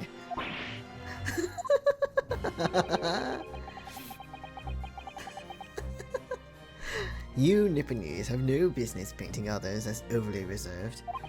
Ah, I really didn't think he'd overhear that. It's actually 10 times funnier to say this in front of him, yeah. Then I can get a reaction out of him. Let's look at more things. Hold on. All these chalices. Look at the fine collection of hallowed chalices and bottles neatly lined up here there. My hallowed bottles are filled with the essence of the finest grapes from the finest vineyards I visit. And I personally oversee these chalices being made by the finest crystal craftsmen in the world. Then why do you keep throwing them? That's expensive. Dude. And yet you throw them around in court like they were worthless. Yes, because this imbecile is so unimaginably and repeatedly wide of the mark sometimes. Oh, don't blame the guy for making... No! Before you open your mouth next time, you should consider the poor artisans whose work you defile. No, you threw it though. Don't blame someone else for your actions, okay? You can choose your reaction a little bit. Because your actions are deliberate, dude. Those were on accident. So, it's my fault. Silly me. How could I have ever thought otherwise?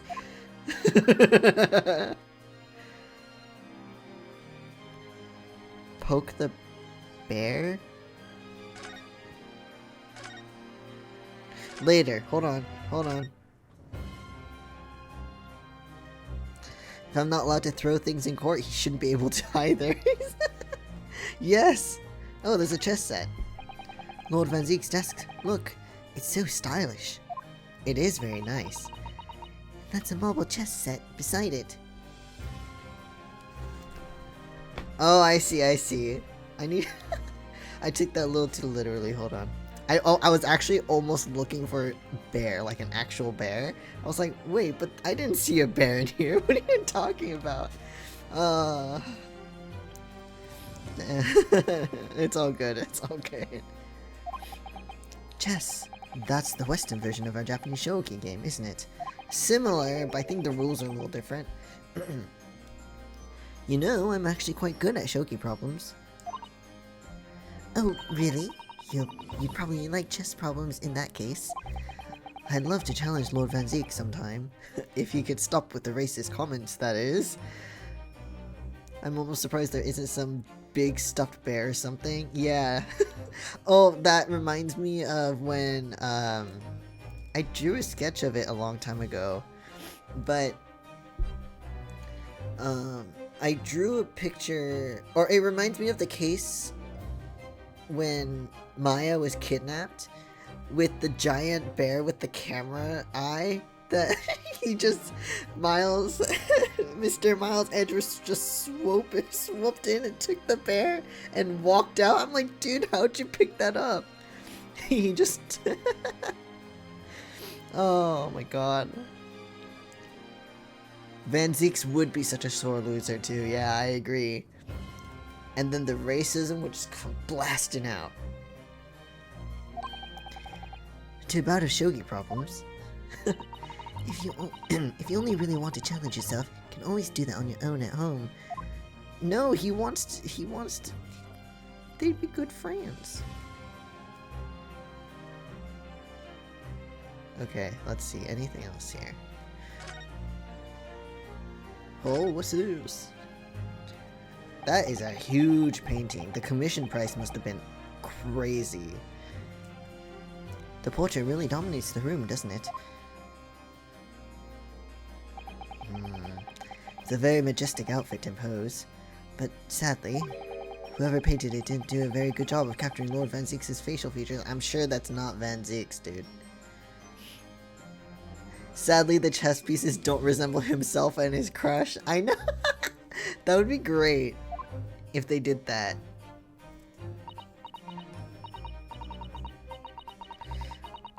I'm gonna assume that's just not Van Zieks. Oh, that reminds me. I heard Emperor Napoleon of France ordered artists to make him look more attractive than they painted him. Or when they painted him. How vain. That's really not an attractive quality in a person, is it? That portrait does not depict me. Surely that's immediately obvious. I mean, it is pretty obvious. It's not just the facial features, the colors are all off too, so... Oh, then who is it?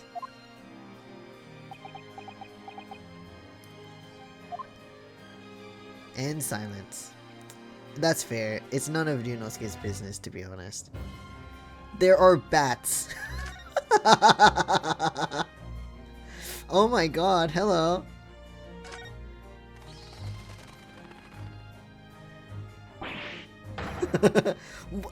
They were bats. Yes, the Reaper's familiars, I expect. What do you think he is, a witch? But what about the mute man in the dark cloak? I thought he was the familiar. Like the Scooby-Doo opening, yeah! Just not the flying kind. He must be a dear friend of Mr. Reaper, then. I think the familiar idea is more likely. Scary, though, either way. Dude, and this is... what, a wine? Alright, well, this is the only thing left. Hello? It really looks like a punishment to me. I've never seen someone sitting like that before. He hasn't moved a muscle since we arrived. Do you think perhaps he's dead? No! Ryunosuke, no! If he was dead, he wouldn't be sitting up, would he? Well, I mean... rigor mortis, but also true. Blink twice if you're being tortured. Well, anyway, dead or alive, he's not overly approachable, is he? I don't think he's going to talk to us. He's not dead. Alright, that's that. Oh, this. Look at all those ancient casks lining the wall there. Casks in the Reaper's chamber? Or are they caskets? You... guys, no! You don't think all those people who escaped conviction in court are lying inside them? No! Guys, he's like right there! And then the slow... and then... Iris going back up in horror. Slowly looking back up. It's so funny.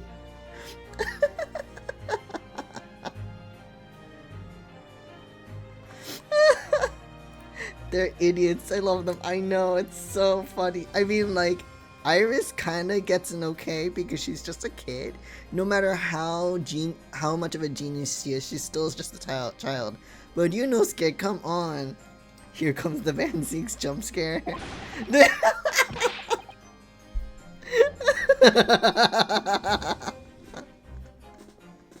Everyone's stupid at some things, that's true. What ridiculous notions are going through your head, man? This is my collection of fine vintages. Oh, yes, of course. Thank you for clearing that up. Prove you don't drink blood. Oh my god,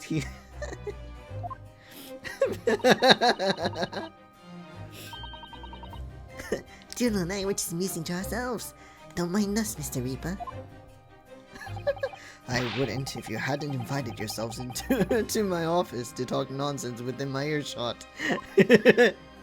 Oh, this is so much better with him here. I love this. You know he's not that bad because he didn't kick us out. You know, he could have just been like, get the fuck out of here, you know. But, you know, he's like, you know, like, not only did he not kick us out, but no matter how much we've poked at his business and at his stuff and just made all these comments, he still hasn't kicked us out. He's just trying to work on the case and he hears bodies? Are there bodies in here? Oh my god. Alright, Van Zeeks, I'm sorry. Dunosuke and Iris, we've taken up enough of your... We've caused enough trouble here, I think. I wish we could mess with him more. I know, that would be so funny. Well, I mean, alright, Mr. Van Zeeks, I'm glad you're doing good. I'm glad you're not hurt. But I feel like there's something else I need to do because I haven't opened a new place. Maybe that again? Did I present this to him already?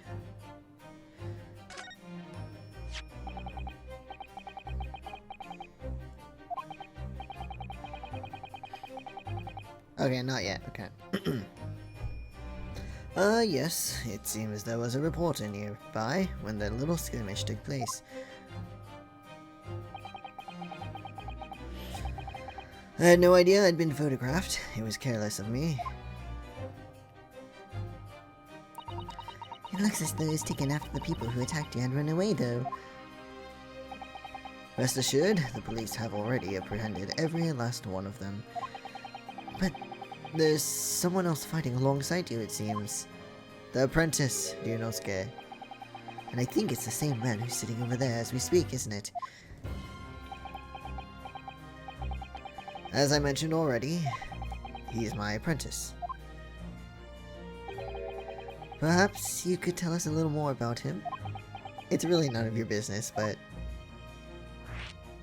Oh, he's gonna tell us more! Maybe. He's in my tutelage to become a prosecutor. So you could say he's my apprentice, I suppose. It's like you are to Hurley then, do not? We are not his apprentice, absolutely. I don't remember taking an apprenticeship with a great detective. He's currently compiling a report about last night's attack. It looks like he's wearing some kind of mask. On Lord Strongheart's orders, nobody knows the man's face, or indeed his identity. So you've never seen his face either? But why would you agree to take on such a clearly suspicious individual? Oh, okay.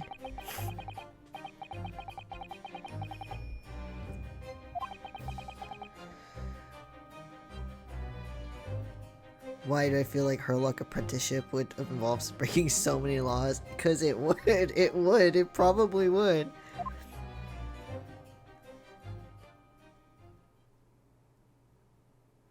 I don't like that mask.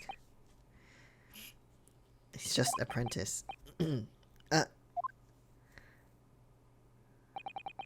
task is complete. Good.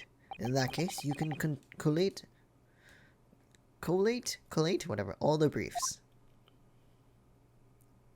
Doesn't even speak. Okay, but why the cloak? Don't look at me like that, it's creepy. Nice to meet you? Loki won his cloak though. Yeah, kinda. But it's like, back to work again. That was really strange though. I've never met the man before. Didn't even know he existed, and yet somehow it didn't feel like our first encounter. Interesting.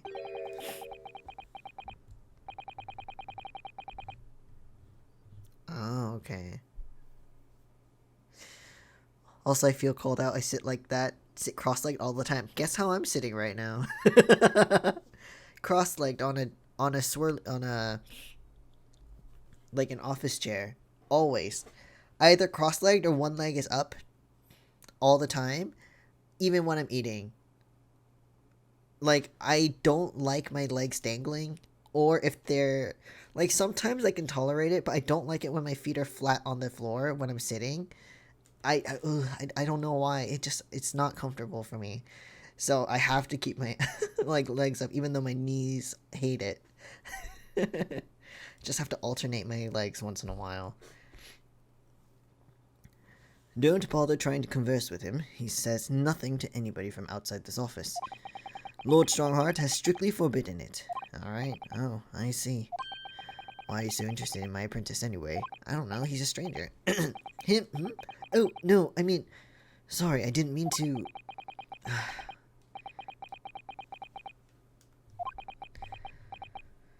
Okay. It couldn't be. Do you know, Sky, what are you talking about?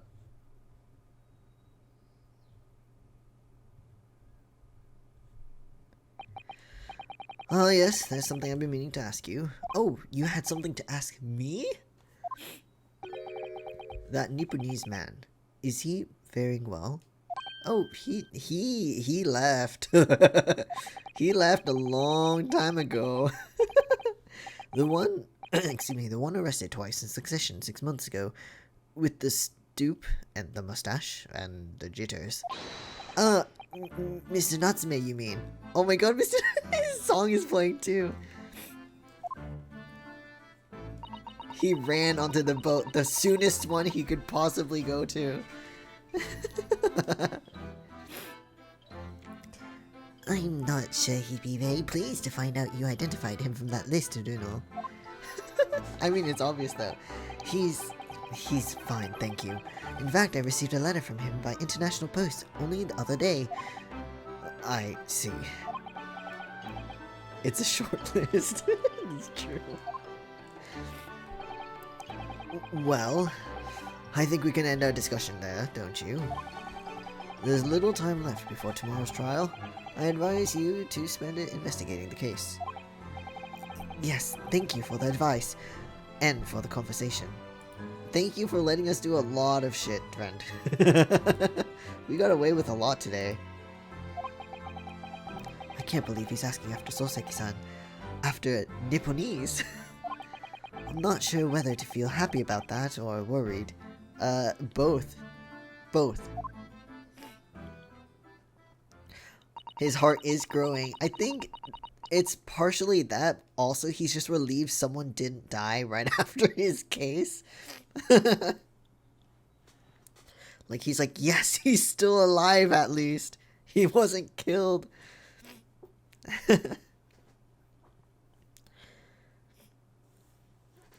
Never imagined that Mr. Reaper would be friends with a mad scientist, did you? That's a turn up for the books. A mad scientist? Oh, you mean Professor Harebrain. Yes, it might be worth quizzing the professor about his relationship with Lord Van Zieks, I think. Oh, okay. I'm guessing you want us to leave now. We're going. Friends. Okay, we're going. Hold on.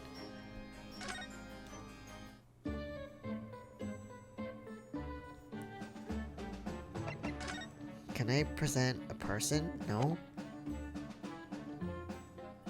Wait, is there like... Hold on, let me go back here real quick.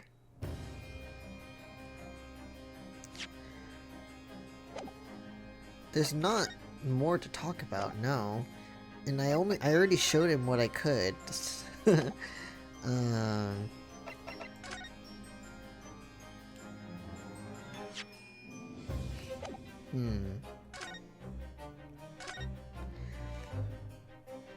Yeah, okay.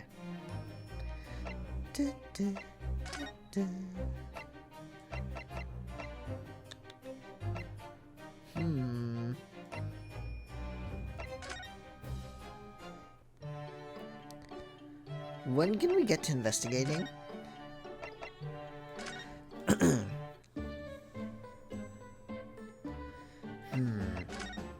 I already presented this too. Oh! Here it is. I understand Lord Van Zieks is a friend of yours from your university days. Yes, that's right. He was studying law whilst I was studying science. I already forgot the voice I gave him.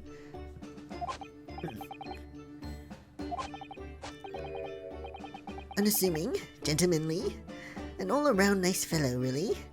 Huh. Sorry, I think you misheard me. I'm talking about the cold-hearted, merciless prosecutor, Baroque Van Zieks. What was he like when he was at university? Ryunosuke, people can change, you know. Talk about a leading question, Duno. As I said, an unassuming and extremely pleasant gentleman. And gay, yes, exactly. After all, he is the little darling of the Van Zieks family, with all its great aristocratic origins. I didn't realize he had quite such noble blood. Oh, that's not the voice I should be giving you, Iris, sorry. Little darling? Van Zieks being a little darling of anything is a lot. It's hard to imagine little darling with Van Zieks right now. It was a bit of a shock when he came back to Britain and learnt what he'd become. The Reaper of the Bailey, no less. Yes, that's right. I did hear, though, that there was a very big event in his life that completely changed him after graduation. Oh, so trauma response. Hairbrain, what? I'm sorry, but I don't know anymore. I wasn't in the country at the time. I was in Germany already. Oh, yes, of course. If he's heard all about the Reaper, I really don't have the heart to tell him that Lord Van Zieks will be the prosecutor in the court tomorrow. So, Professor, let me just make absolutely sure I've understood you properly. The huge explosion that occurred yesterday, that was an accident, you're saying. You had no intention to harm the victim, who is in fact the sole investor in your work. Is that correct? As correct as 2 squared is 4. I swear it. Oh. Yes, it's true that the man perished in the machine of my invention. So I know that I'm far from blameless in all this, but still. I would never use my discoveries, my inventions, to take a person's life. Not in a centillion years. Centillion? How many is centillion? Hold on.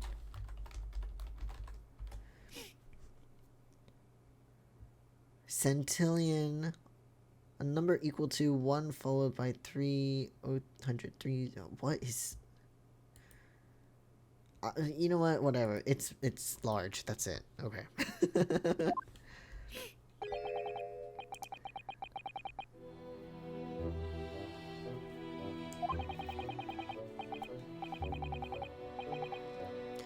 Science is the pursuit of truth, you know. I've always believed that all my life. I'm afraid I don't know much about science, or your theories, but I do believe you, and I will fight to prove your innocence with all my might. And I'm a man of the law. It's all I know. You have to believe me. Please, Ryunosuke, calm down.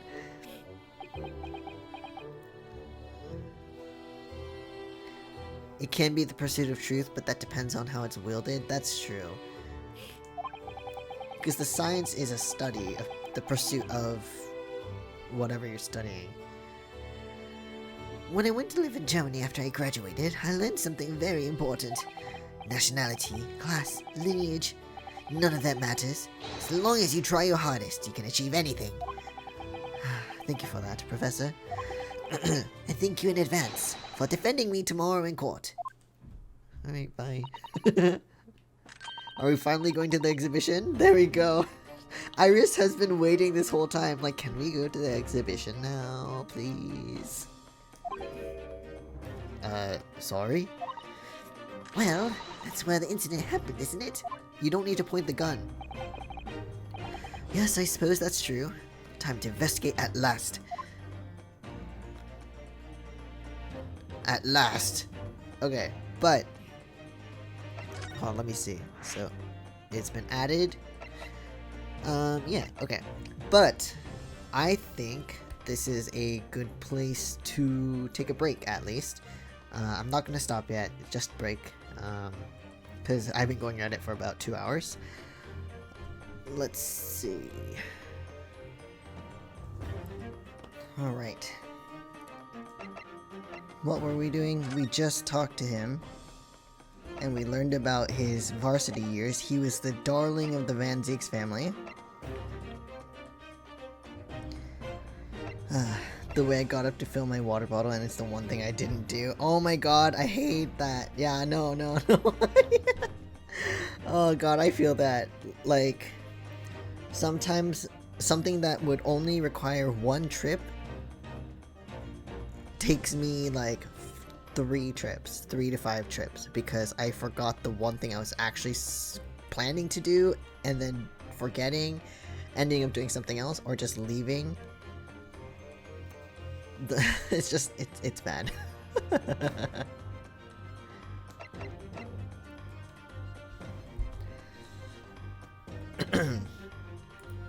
Alright, I think we were heading to the exhibit now.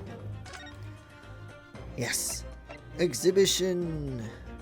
Oh, it's the experimentation stage specifically. Okay.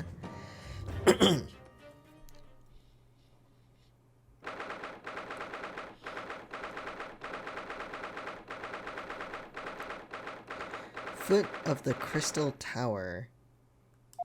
Oh, I see some remnants of the explosion, I think. Ugh, the showgrounds are a little too big for my liking. We've been walking around in dense crowds for 2 hours now, and I felt myself swooning 3 times. Oh man, this does not like the kind of place I want to be either. There are a lot of people, aren't there? I've almost been trodden on 3 times too. Iris, protect her. Be careful, won't you, Iris? Don't let go of my hand. Oh my god, so cute! So cute, Dudosuke. We finally made it through the throngs though, by the look of it. Here we are underneath the public experimentation stage where the explosion happened yesterday. Oh yeah, that's quite some damage. What? What? What's that? I can hear voices from up on the stage. It sounds like an argument. Huh. Oh dear. She seems like the type to run off. Anything interesting that would catch her interest. Oh, Jeannie! Right, I've had it with you this time. I'm warning you, I'll arrest you in a minute. Oh yeah? Go on then, Spectre, give it a shot. You ain't got no evidence and you know it. Wait, I know those voices. You've got a cheeky little mouth on you, young lady. But a night in the cells will teach you some manners. Just try it, I dare ya. If you want that bag of chips rammed down your throat. Oh, I missed her! Yoo-hoo! Grexy! What are you doing up there? Oh my god, her backpack! Her little backpack is so cute! Oh. I know there's fried food crumbs all over this crime scene. That's true.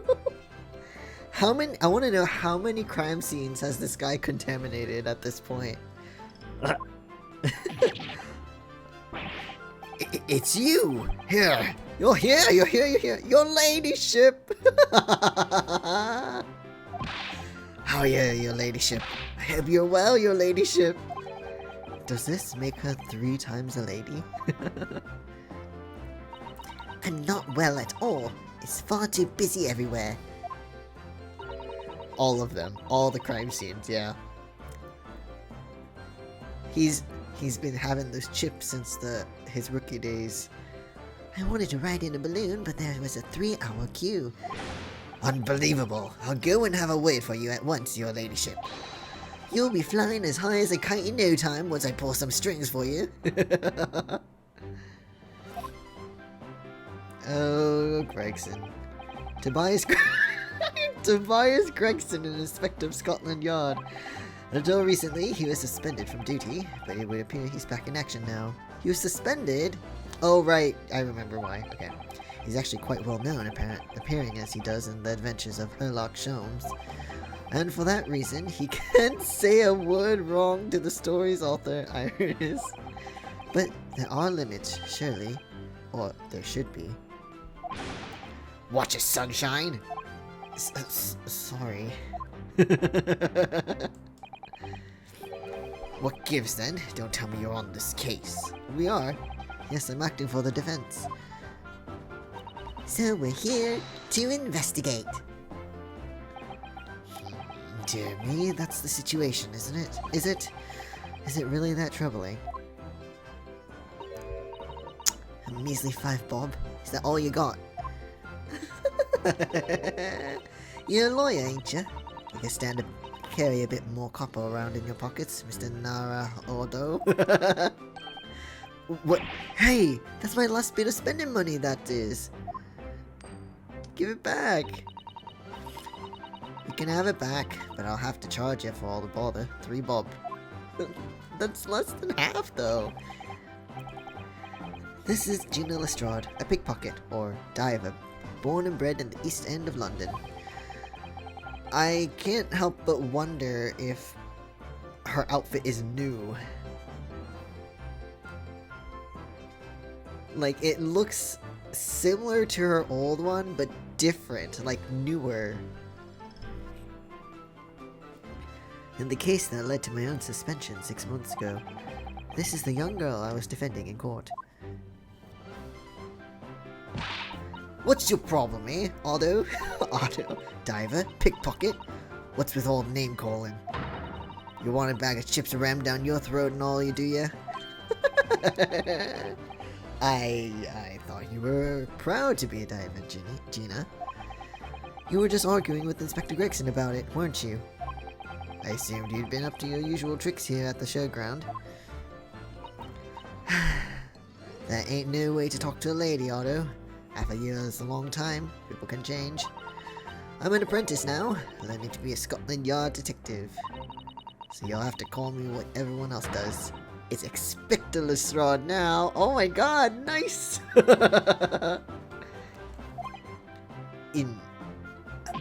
Inspector? That badge is homemade, surely. The inspector part isn't entirely accurate. No one calls her that.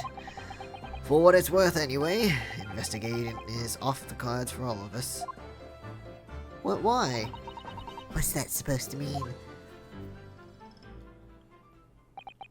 Right, well, I'll be back up top. Inspector baby. You hold the fort down here, alright? Right, sir. Oh, she must hate that. To have to call Gregson sir. This raises a lot of questions. Ooh, new music. Wait, hold on. What was that? Oh, I love the clacking. Okay, sorry. So, about you, what's going on here? It was 8 months ago now that I first encountered Gina, in connection with the case I was working on. At the time, she was living in the East End with a group of other orphans. She helped all of them survive by pickpocketing, but then she got embroiled in a murder. I had a lot of time to think in prison. I realized I couldn't go on like I was. The dive-in weren't working out. Oh, I'm so pleased to hear it, Ginny. Well done. So, you went from being a pickpocket to a detective? You got it. Good, innit? Inspector Lestrade. Sounds like something out of a book, eh? Talk about a sea change. And then there's Iris's old man to think about. Iris's father, you mean? Yeah, I promised her, didn't I? I said I'd get all the police forces around in the world to pull all the stops looking for him. Gina, listen. Yeah, just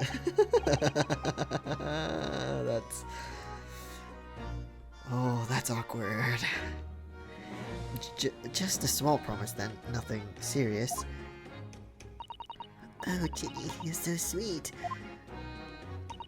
So anyway, that's how.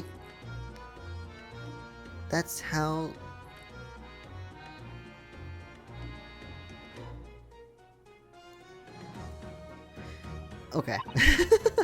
Only trouble is, I don't read so well, do I?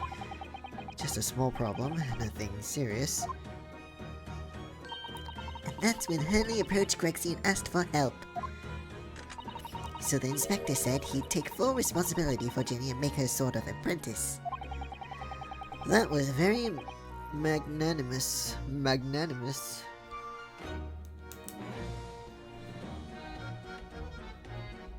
I'm surprised he even did it. But maybe he felt bad, I don't know. That was very magnanimous of Inspector Gregson, and brave. Well, you know Hurley. He enjoys finding ways to make people do what he wants. The great detective likes digging for dirt, in other words. So, the long and short of it is, if you've got questions about the case, you can ask Inspector Lestrade. She's so cute. Right then, Inspector. Actually, there's still a big mystery surrounding Gina, isn't there? Well, 6 months ago, Gina was the defendant in a trial prosecuted by the Reaper. A trial in which she was found not guilty, and yet here she still is. Isn't that a good thing, Junosuke? Come on, you're not still on about that, are you? The Legend of the Reaper, or whatever it's called. You don't have to worry, although. If I didn't have to worry, there probably wouldn't be a whole lot of you left. Yunosuke, please. Oh my god, she's so cute though. I love it. I love her new little animations and stuff. It's like I told you before, innit? The Reaper's kinda like him upstairs, so he knows what I'm like on the inside. That I ain't really done nothing wrong. Nothing wrong might be stretching a point.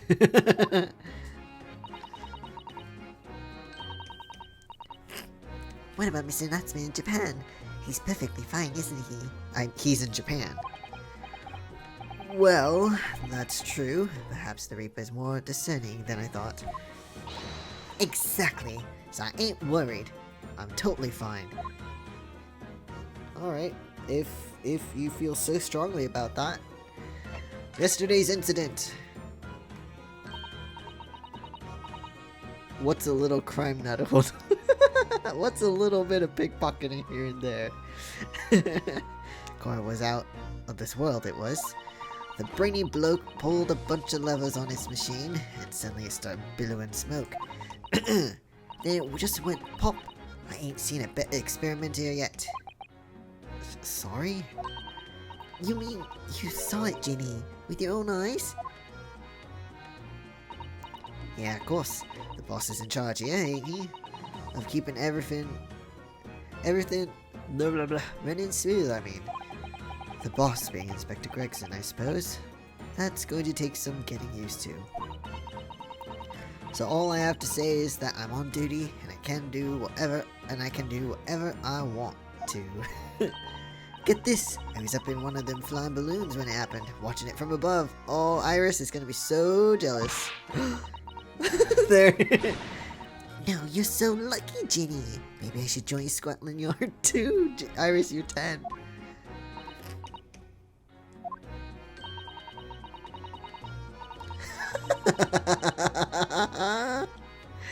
You know how to put the boss in his place already, right, Iris? You'd have no trouble at all. Then it's settled. When do I start? No. You can't join Scotland Yard, Iris. We'll see. Anyway, I don't understand it. It's this.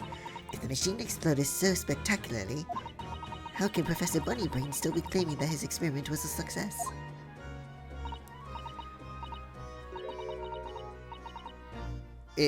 Oh, why? I mean, he explained it, but okay, let's hear more about it.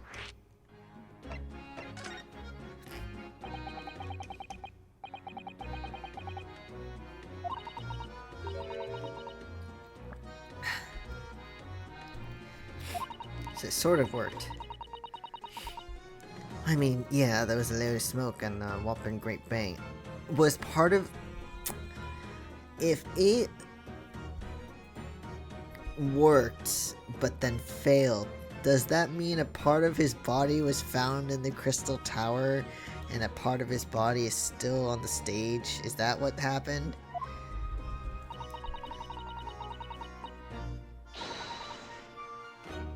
What? Wait, his whole body was in the Crystal Tower?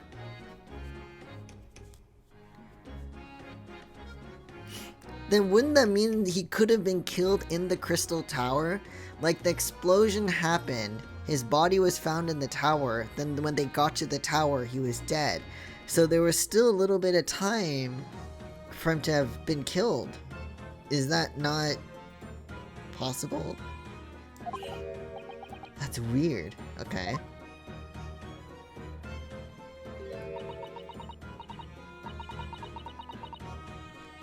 You can see for yourself, can't ya? Up there above the scaffold. Oh, well, all the glass is broken, you mean? Yeah, the cage what the victim got in to start with. Really did get being through there, or whatever landed all the way over there.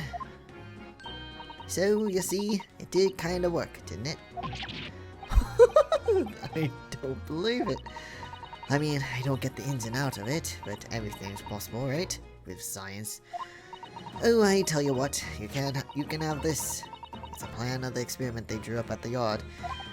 Oh, okay.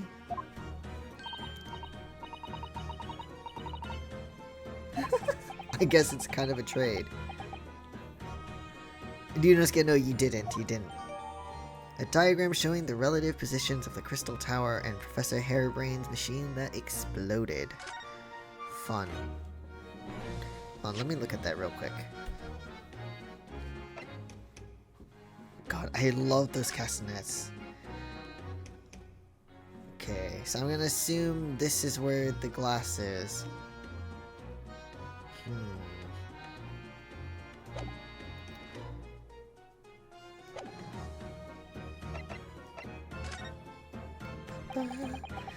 Something Inspector Gregson said before seemed a little strange.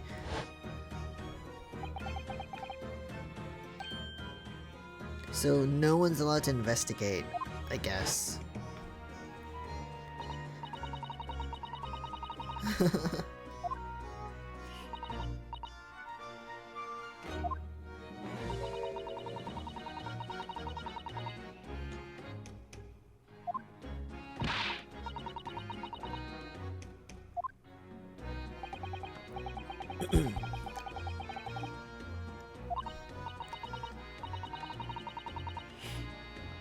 Why, though?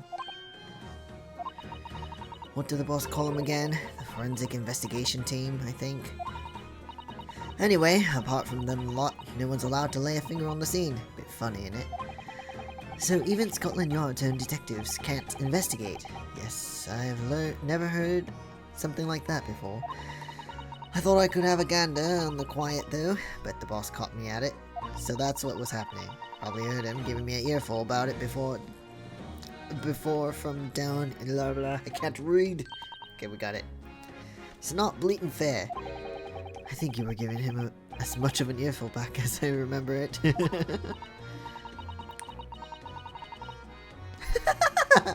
Yeah, well, sometimes I think it's all them chips what make them so stubborn. I don't know if we have that power.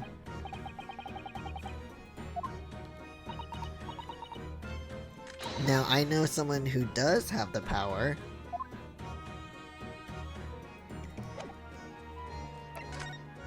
Oh wait, hold on.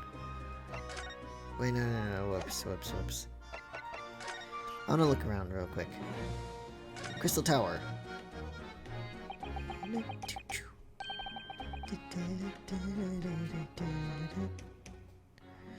The Crystal Tower, it's certainly an apt name. It was built to be the focal point of the exhibition, and it definitely is, being so tall with all that glass. I can't imagine a building like this ever being erected in Japan. You say that now, but... There are lots of exhibits inside the tower as well, apparently. Of course, there's an observation deck, but there's also an art gallery, a zoo, and a museum. In just that tower? Those poor animals, dude. But I heard you have to queue for 3 hours just to get through the doors. Well, at the moment, the shattered glass from the failed experiment may well be the biggest draw. Oh, yeah. Oh, no!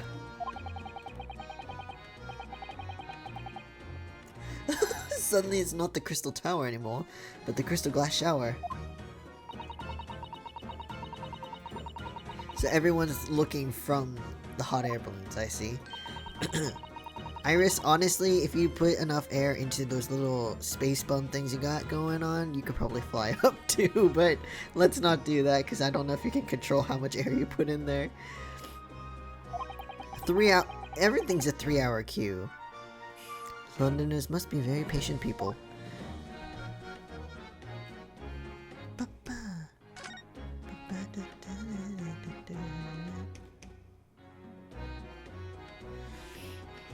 I know everything was dangerous in this time, but this is extra. Yeah, no, it's...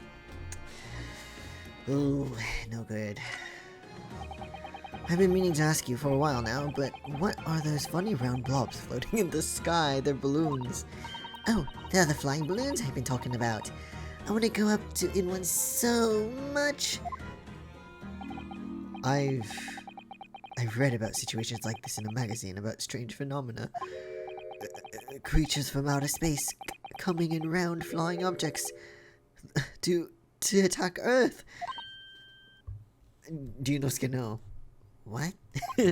I suppose inhabitants of other planets are bound to be interested in the great exhibition. No, Dunosuke, it's not. This is it, Iris. It's happening. It's not. Don't worry. I'll explain it all to you later over a nice cup of tea, Duno. Okay, Dunosuke. Aliens would not give a shit about us, yeah. If they did, I feel like they'd be here already. Aliens probably drive by the Earth. Yeah, no shit. Like, here, if they really gave a shit about us, they're probably like, they're doing enough with their own planet as is. We don't need to go fucking it up even more. For some reason, the ground is damaged in this spot. Look. Almost as if there was a fire here or something. Yes, if you look closely, there's some scattered ash and burnt embers too. Well, I suppose there was a big explosion just above here. People probably wouldn't bat an eyelid at a small fire like this would have been. I'm not sure we English are quite that laid back, do you know? The hedges? I don't think the hedges are clickable. No. I will get to this in a sec. I want to look at this. It looks as though somebody dropped something behind the tree just here. Dropped or hid? Huh, what is this? Some part of the machine that exploded? Maybe it could have fallen from the platform above in the blast, perhaps. What's going on here? Oh, nothing. I think I'll hang on to this just in case. The mysterious contraption has been entered, okay. A very curious device found behind a tree under the experimentation stage at the exhibition grounds, almost as if it had been hidden there deliberately. What is that?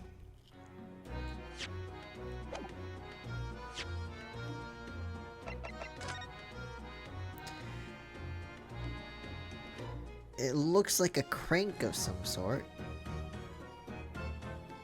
A crossbow? I don't know. we can't really examine anything on it either. Oh wait, no, I lied.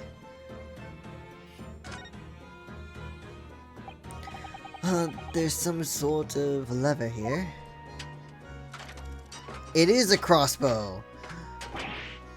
What is this? It looks like a cross between a bow and a gun. I think it's probably used for the same thing, too. I knew it! I had a feeling. This groove here must be where the arrows are loaded, or bolts, I suppose. So I was right, it's a sort of bow with an automatic firing mechanism. This would be perfect for someone like me who catches his ear with the bowstring 2 times out of 3. In fact, if I'd had one of these, maybe I could have beaten Kazuma in Kyudo archery training. Then it wouldn't be Kyudo archery anymore.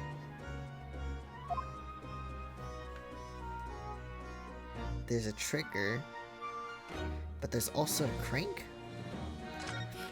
I don't understand the purpose of this. Oh, okay, never mind. That answers my question. You must be able to fire arrows with a huge amount of force using this device, then. In fact, I would imagine it's far more accurate and powerful than a Japanese longbow. Ugh, I really had no idea what I was picking up when I spotted this at the exhibition grounds. Okay, so this seems important. Maybe the murder weapon?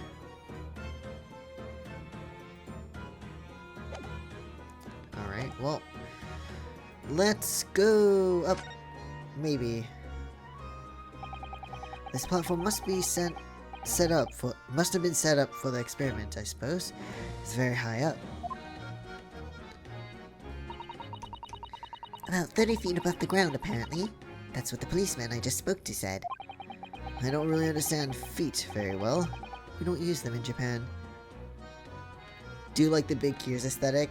It is really cool. That's one of the things I liked about Strongheart's office, even if it is a bit excessive, but it's really cool. Meters.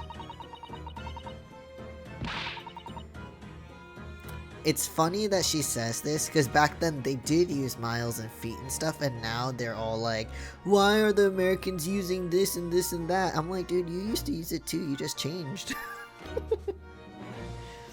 You know, it's so funny to me. Yes, well, this thing is so tall, the spectators at the front would just have seen a wall and nothing else. They probably thought they'd scoured the best spot to watch from, only to be disappointed. There's a saying in Japan, the darkest spot is right under the lighthouse. I feel like it probably applies here. Oh wait, so we can't... Wait, then how am I supposed to get up?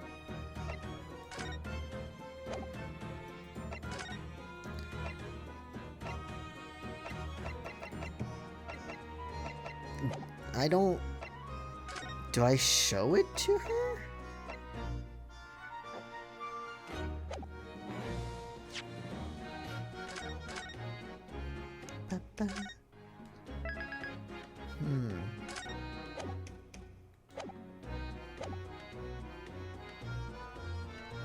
I mean, I can try.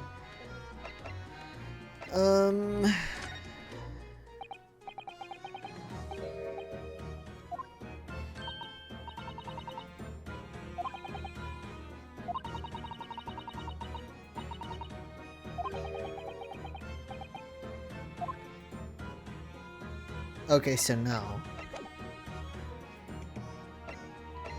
Did I miss something? Oh, there we go. That's where the cove ended up after his instant kinesis, or whatever they called it. Dead, of course. And yet they're calling the experiment a success?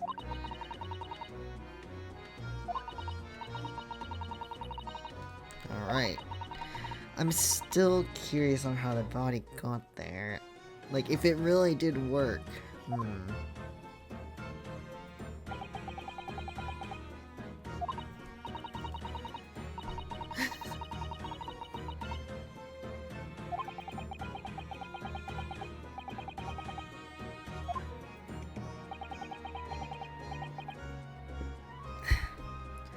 It's incredible though, isn't it? I mean, could the victim really have bridged the gap by some sort of invisible kinesis? Wait, is that it? Is there nothing else?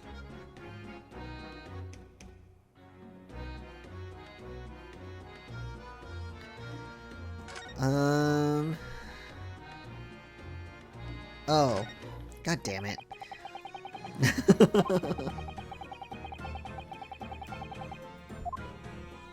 There we go. I was looking... Okay, I just didn't hit the right spot. That is so insane. That is so insane. What the hell? So, that's it, is it? The machine that blew up. Oh, it must have been a magnificent explosion. And I've seen my fair share. Of course you have. Of course she has. At home.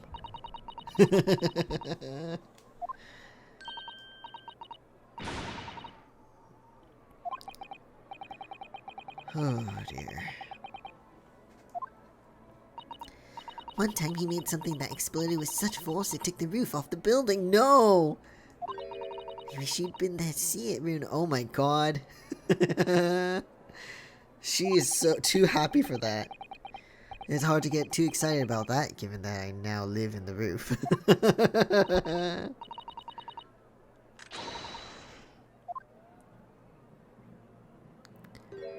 Well, we need permission.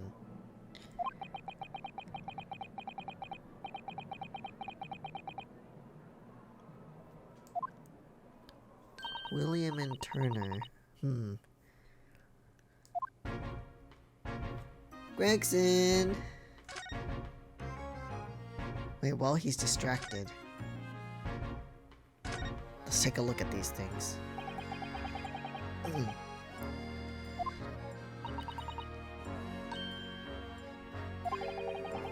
It does look cool though.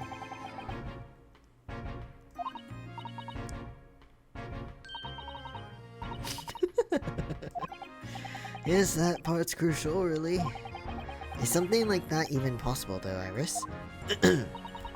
Oh, do you know, I'm just a child. How should I know? Iris, no, you... A child when it suits you, you mean? From what I can tell, I think you were to pull this lever. Don't pull the lever.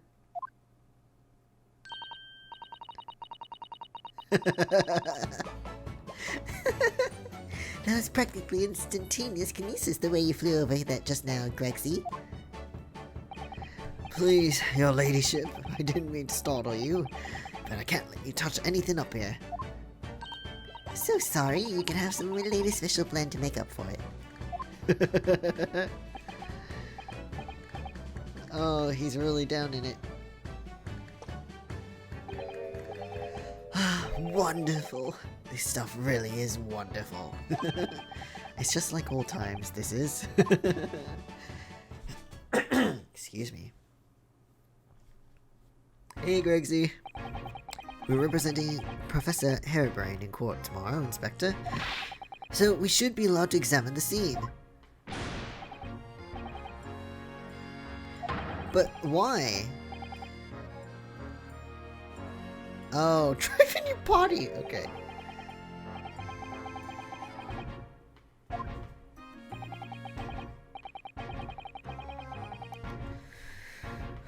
But we should... allowed to just look. Surely that's alright, isn't it, Gregsy?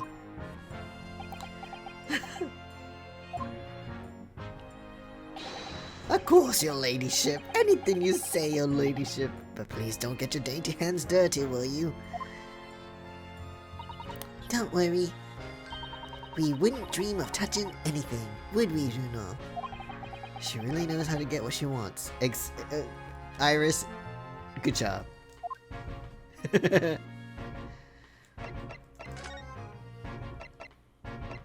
Okay, but let's... So don't touch anything, but we can look...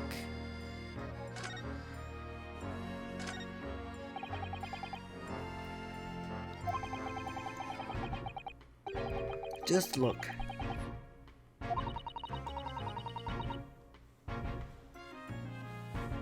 It's not supposed to shoot anything. Well, then it's supposed to shoot a beam of the person, does it not? Or is that not how it works?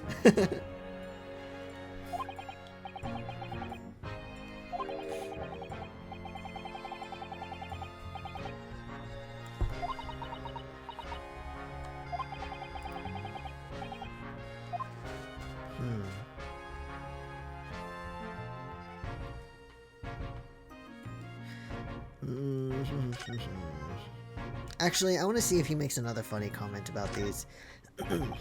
So those are people carrying balloons, dangling silently in the skies over London.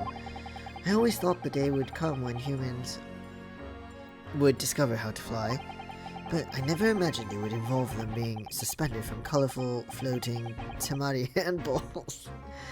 No, they're balloons.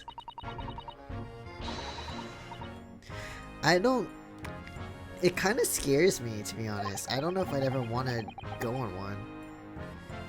I mean, a part of me wants to and a part of me doesn't. If I'm being perfectly honest, I would like to try it, but without a cast iron guarantee that the thing won't plummet to the ground, I'm too scared. Oh, well, in that case, I should tell you that what Hurley said. It's physically impossible for a flying balloon to plummet to the ground as long as it doesn't explode. Well, then now you have to guarantee that it won't explode. Yes, call me crazy, but I think the exploding part might play on my mind a little bit. That's fair.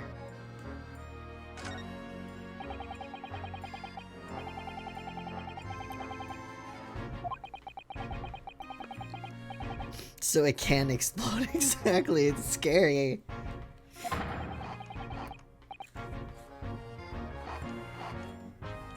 We're not touching, we're just looking. We already promised. I won't touch a thing, I promise. So please spare thought for your digestion. Anyway, do you really think the machine could actually disassemble people like the professor claims?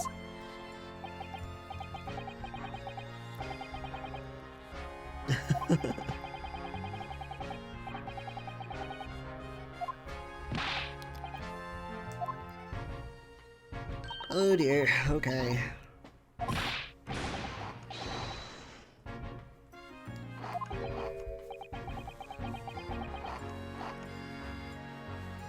Something at the base. A tool.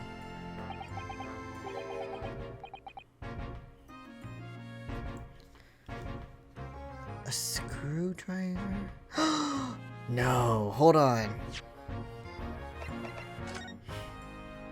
No, why is it back to this form? I think it's a bolt. That someone shot at the machine so it wouldn't work properly.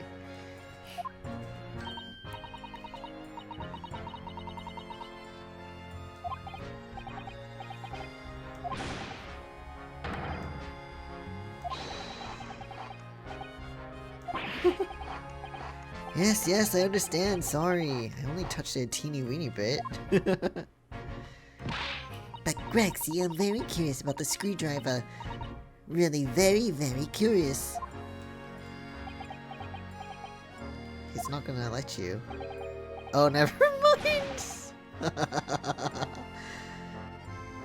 I remember when I was in high school and some group was hot air ballooning around but landed in our neighbor's yard because they were worried about lakes. That's so weird, but they're pretty big, aren't they? Not just the balloons, but the basket, I guess you could call it in general.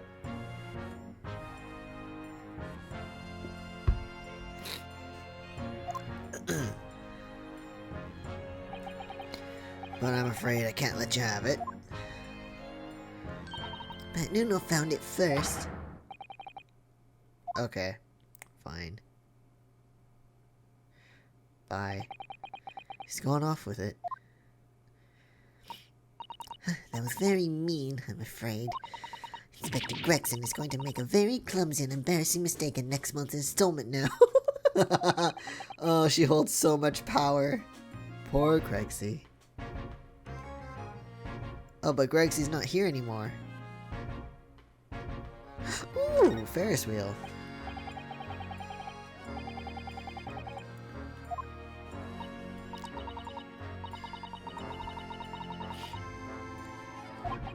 That's a fancy Ferris wheel. It looks more like a cable car.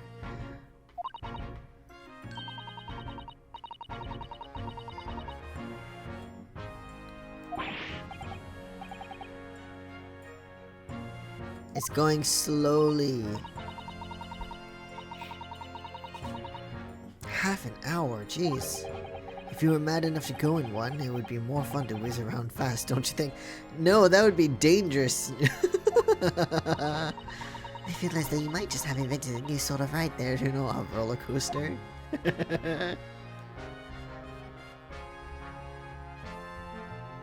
Ooh, what's this? There are all sorts of strange buildings here in the Great Exhibition Grounds, aren't there? I seem to remember something similar being exhibited in Japan one time. Oh, that'd be nice.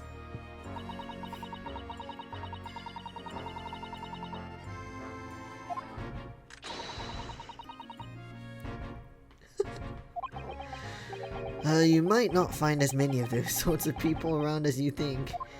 Oh, well, that's dull. Oh, but I know a prosecutor with a chonmage top knot I could introduce you to. You know, he doesn't have the top knot anymore. Remember Kazuma cut it off? He never grew it back and tied it back up.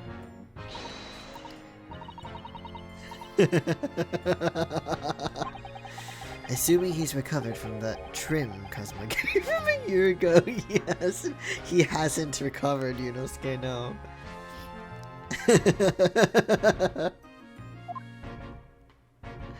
Oh my god. It really is worth just investigating things, like, as much as you can, because, like, it might not be related to what's going on, but some of the dialogue is fucking hilarious. Using high voltage electricity to somehow disassemble a man's body, and then beam him across to the Crystal Tower? It's an extraordinary thing to attempt, especially in public. True, it was by far the most. I'm not gonna do his voice, by the way. My throat is like fucking not wanting it, not having it. To be honest, I'm a bit surprised it was allowed. Carrying out something so dangerous with so many spectators present, I mean. The government's doing everything it can to promote new science and technology at the moment.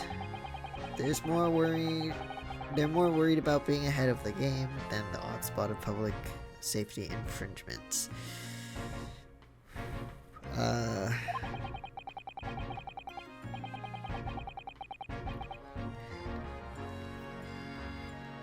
Like the Cold War?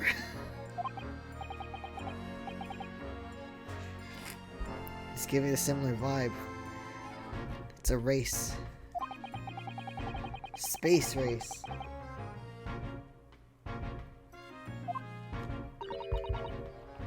But older.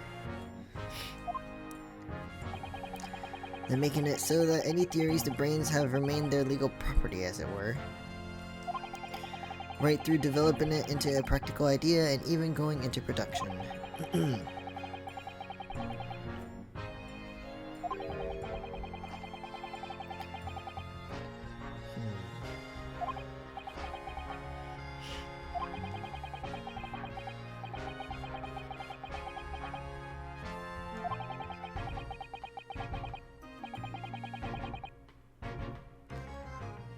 Oh, that's annoying.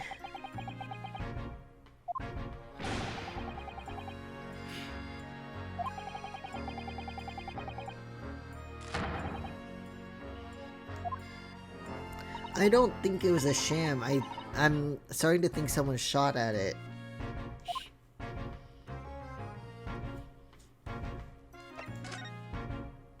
With the crossbow. Remind me again, what's the new legal act? What this new legal act... Oh, I'm reading it wrong. Okay, remind me again. What's this new legal act that means we're not allowed to touch the scene here? I know, give me more details. See how you mentioned that recently, with the real twinkle in his eye, as I remember.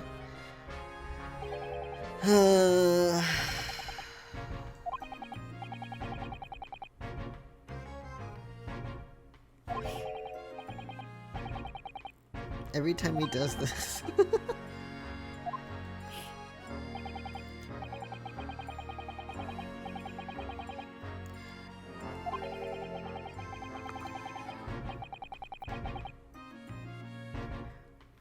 Rude. How rude? What the fuck? That comment was kind of uncalled for, dude.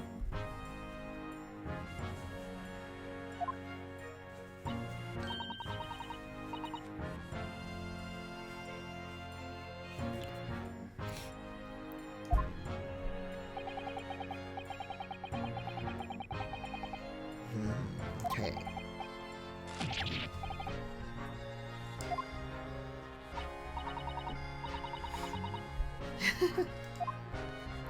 Gonna change their tune because of her.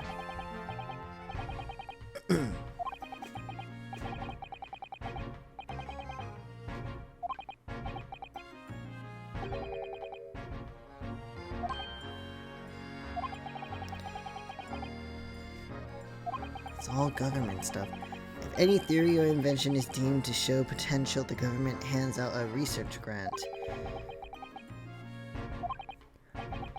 That's what they're all after. All these shammers coming from far and wide to clog up Hyde Park. And who has to keep them all safe, eh? Who has to smile politely and welcome them? Us coppers, that's who. He looks like Luigi now. Never mind, not anymore. When he was all like down and sad, he was giving me a Luigi look. Maybe I can see your point. Alright, then what about Professor Harebrain?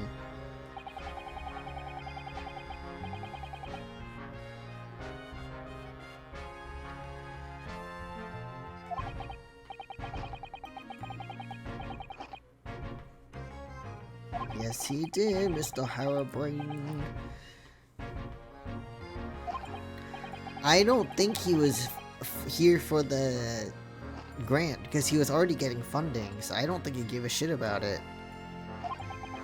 About his time in further education, it turns out that he was at university with someone we both know, Lord Van Zieks. You didn't know. But, I'm gonna attempt the voice again. But, if Van Zieks mans the prosecution, then as the accused, the professor's fate is sealed, because the Reaper will get him in one way or another. He did have the benefactor, so for him to come here for a grant is really strange to me, because he had plenty of funding, I'm guessing, for his invention, because it's really big too. So, I don't know. Talking of Van Zieks, this morning's paper ran the story of him being attacked. Read what? Read that? Oh yes, but Mr. Reaper's completely fine. Nothing to worry about. We checked in on him. He's fine. Still, the Reaper, huh? How long is that business gonna keep up, I wonder? Who knows?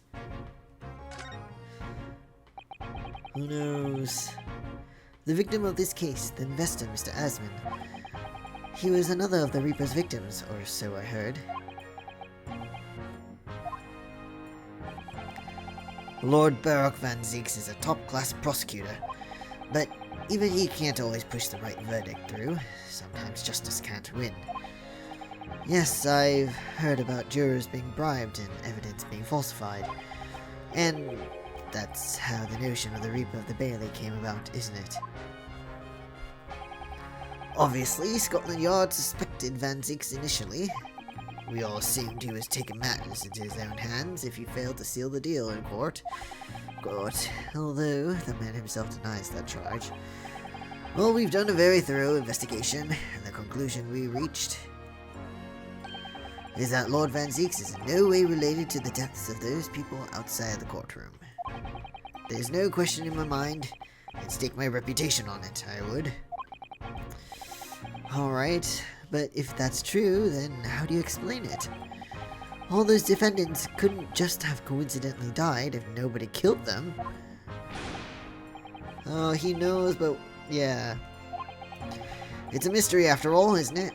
That's the whole point of the Reaper. Professor Harebrain mentioned something else. He said that at university, Lord Van Zeeks was a totally different person, easygoing and kind. Even he can't believe it. You what? He said that it was after they both graduated that something happened to change the man. Do you have any idea what it was? No clue. Or he's not going to tell. Really? Look, I've got my hands full watching over this frustrating crime scene.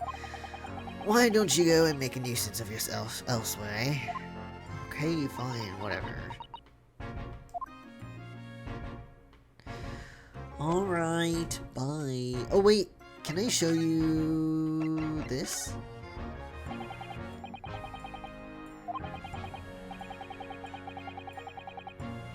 Okay, you don't care.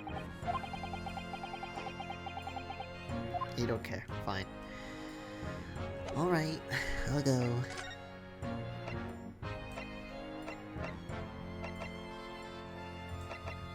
Wait, hold on. Maybe... this? No, he doesn't care. Okay. Bye. It's a whole crossbow. I know. That's why I thought, oh, look at this. We found that could be related to the other thing we found, but they don't care. They don't care.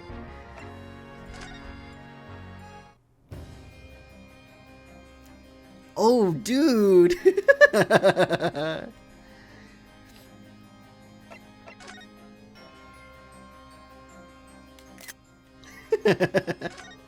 Looks cool. Oh, he's gone.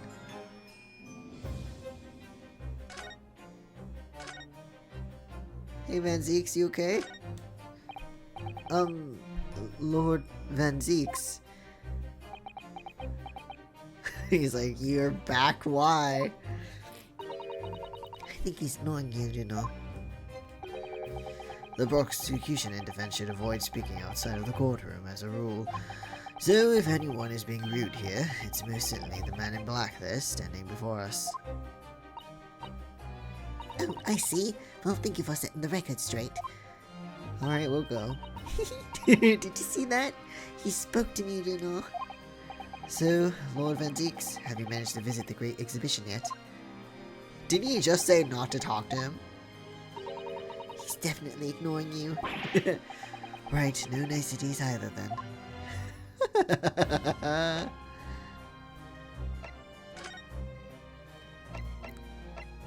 Alright, we'll go. Oh, he's not here. God damn it, where do I go then? Okay, no. Back home?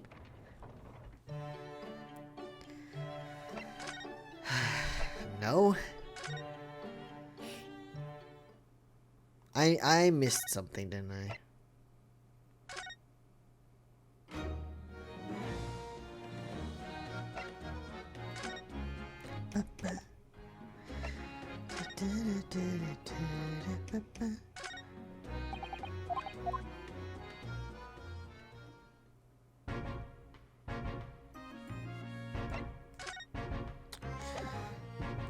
What am I missing?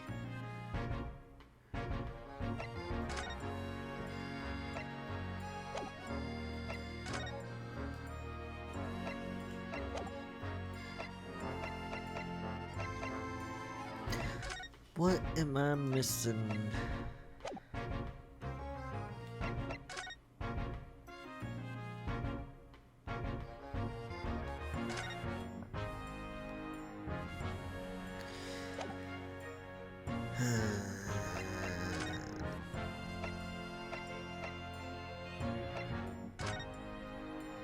Hope Iris does take apart the strong heart's big clock like she keeps saying. Oh, that'd be cool. Is he back?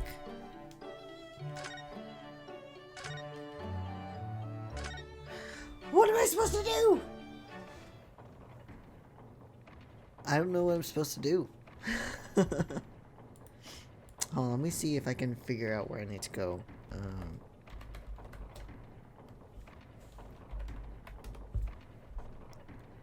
Just the investigation.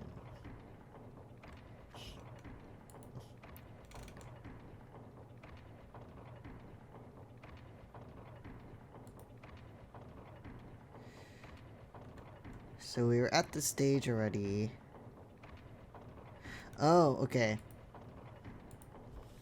Okay, I know what I can look at then. Got it, got it. I don't know what it leads to, but...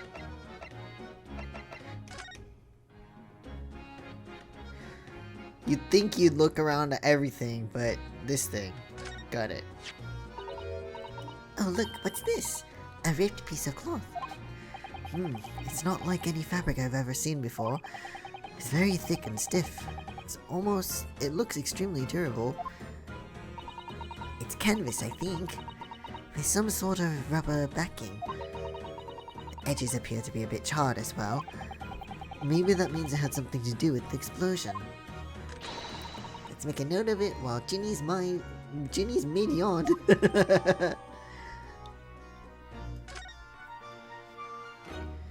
Oh, there we go. So I was missing something. Luna, listen. What is it? I've been thinking. Harley might know something, mightn't he? About what? About Mr. Reaper. About what happened to Lord Van Zeeks, you mean? Because it sounds like something very significant occurred after he graduated from university. Something that completely changed his life. Maybe, but I have no idea where to find Mr. Sholmes at the moment. He's in the middle of some big case, isn't he? Madame Tuspels. What's this? Some kind of entrance ticket? Madame Tuspels. Is this supposed to mean something to me? You don't know it?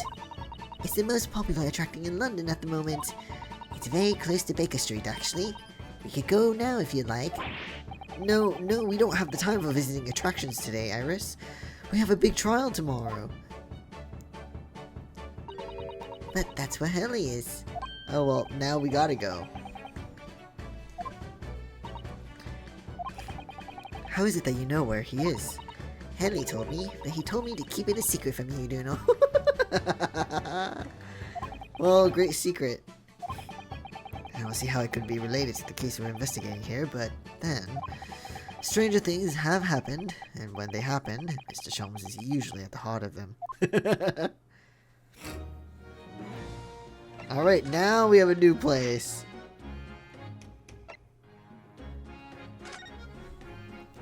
Finally!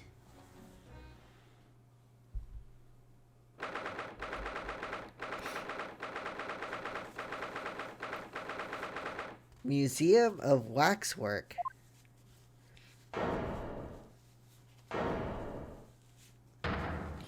Well, this is great scene to look at. What is this place?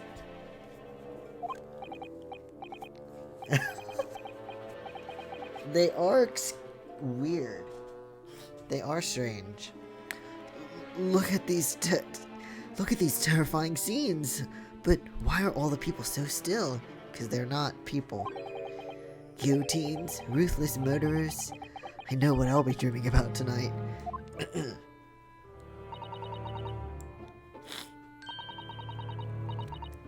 It's kind of scary.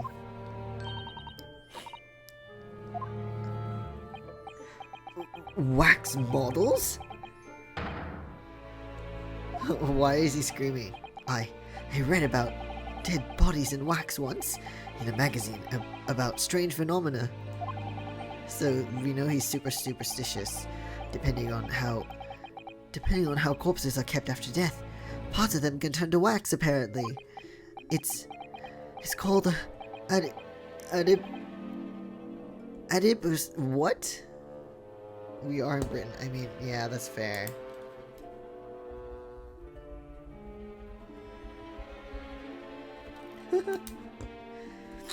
Naruto, please. I know. Stop talking about creepy things like that, Uno. You're scaring me.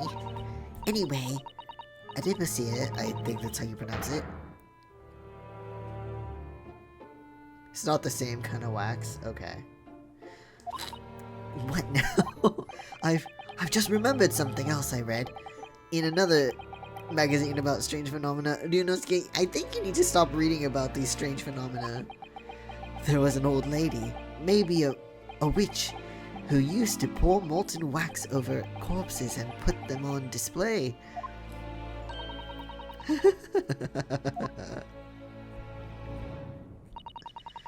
They're all entirely man-made replicas. Ryunosuke, come on, some people are good at art, okay?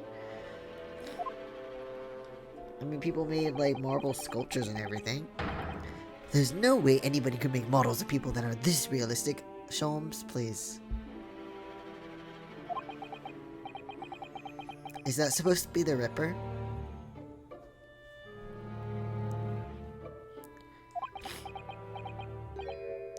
Wait. I need him to cite his sources. I know, which magazines are you talking about? But I think that's the Ripper. What is it? What is it? Oh, no. I must be seeing things. No, that was Sholmes. Also, there's an arm sticking out, but I'll get back to that.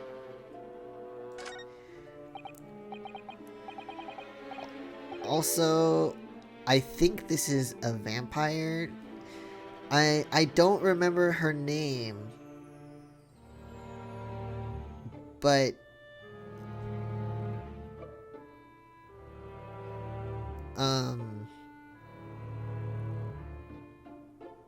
isn't, like, she bathed in the blood of, I don't remember, virgins or women or something. Oh, Jane the Ripper.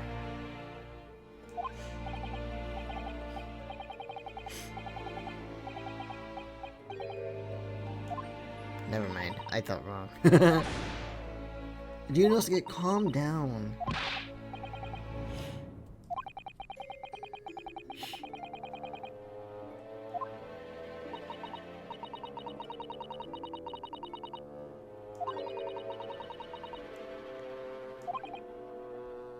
It doesn't. Why would they put the bathtub there then?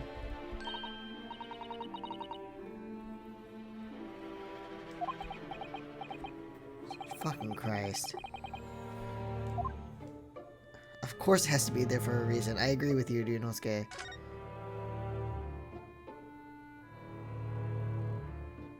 Hold on, I missed some. A dummy had a body in it, a dead body mummified of a cowboy robber. What the fuck? Oh. I will get back to that arm in a sec. No, no. This. What's this? No.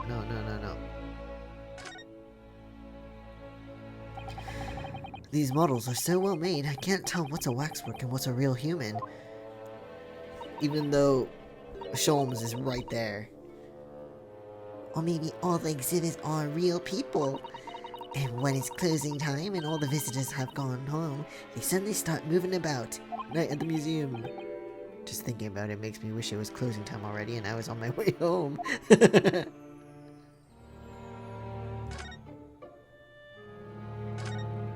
Okay, I'll get to Sholmes in a sec. Now this is creepy. Is this an arm? It looks like an arm, doesn't it? Maybe one of the waxwork models had fallen over. You don't think it could be the work of one of the mass murderers in here, do you? Do you know? Stop scaring me! Is it a wax arm or a real one? I don't know. I mean, there's a description on there, but it's hard to see, or hard to tell anyway.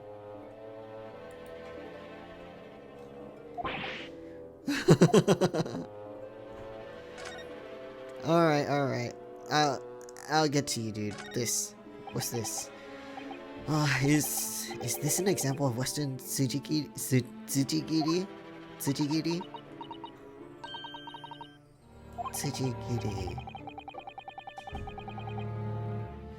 Oh, that's messed up.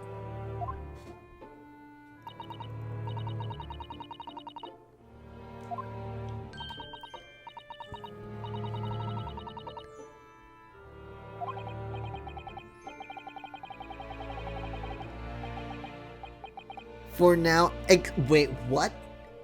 For now, at least? Yunosuke, please. Alright, well, let's... We know that's actually Sholmes, he's just... It's, the great detective, Mr. Sherlock Sholmes! It's actually him, Yunosuke, please. Mr. Sholmes has his own wax statue in here. Really? No, it's just him, he's being an ass.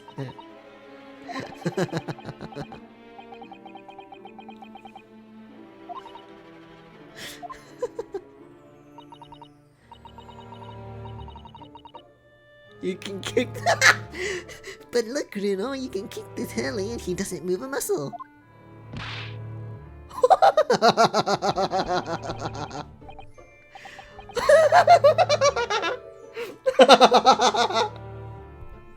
Oh my god.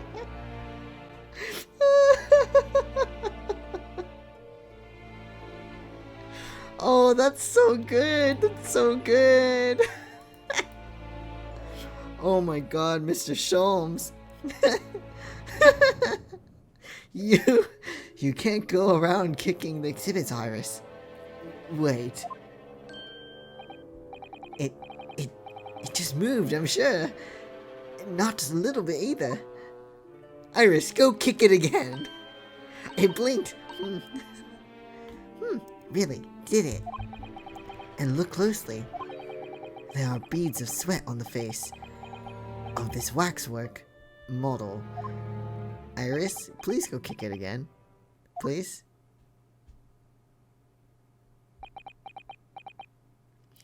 That was great. Shall we move on, Iris? Over there, look. There's a great murder scene to enjoy. Much more appealing.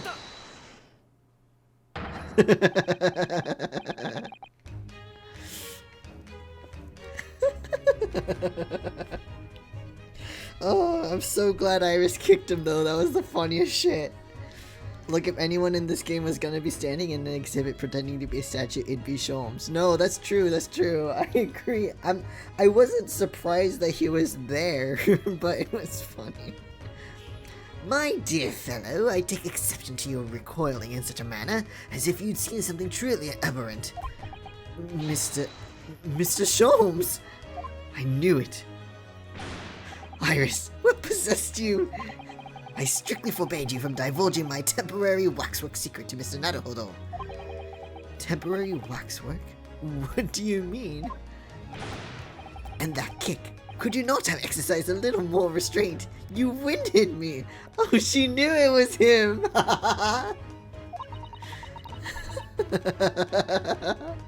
That was the best thing. Oh my god, that was so good. But Luna has something he needs to ask you. A question. And I thought you'd probably be getting bored too. So he literally comes to this waxwork museum just to stand there? So here we are. Well, I can't deny that your timing was impeccable. A mere 2 minutes more being stationary like that, and my great brain upon which all my success has been built would have turned to wax. Thank goodness we arrived in time. I think Yunosuke actually believes that, by the way. Indeed, in many ways, the pair of you just saved the world from an unimaginable loss. Oh, Harry, you do like to talk nonsense, don't you? What the fuck? You can know something is true. about Lord Van Zeeks and what happened in the past to change him. Oh god, okay. That was so funny. For your own luck, I'm suddenly quite taken with the idea of conversing. Oh, well, actually, I'm quite in a hurry.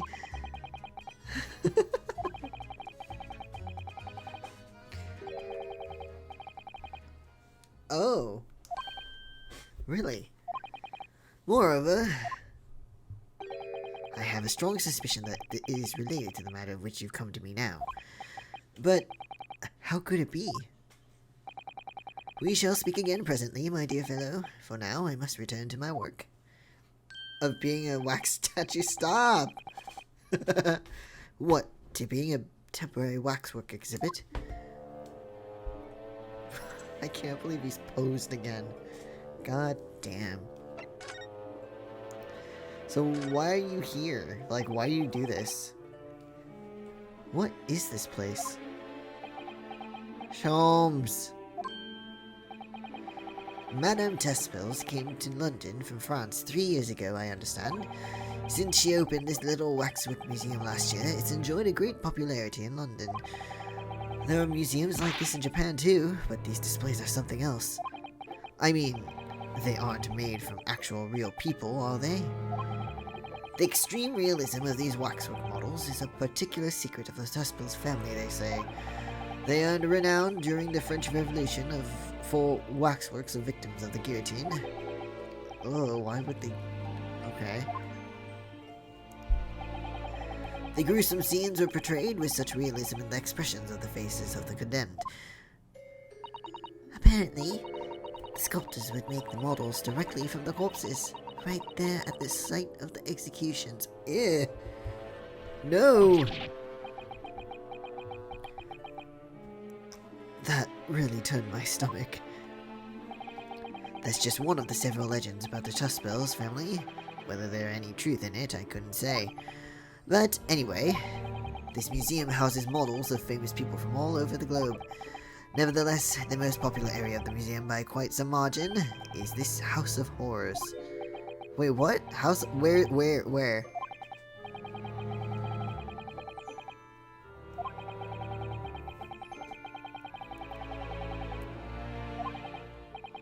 Wait, where though?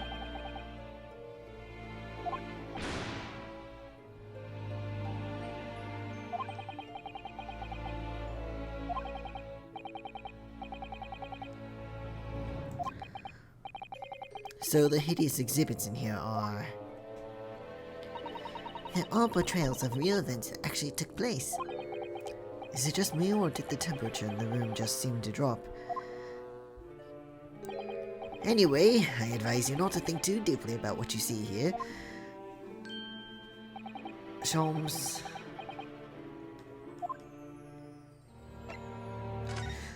Alright, why do you do this? Why?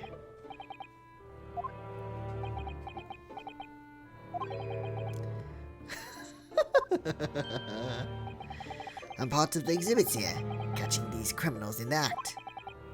Catching them. Every half an hour, I home in on a different killer in one of the displays and adopt a new pose to ensnare him. When members of the public come for a closer look, I offer them my hand to shake.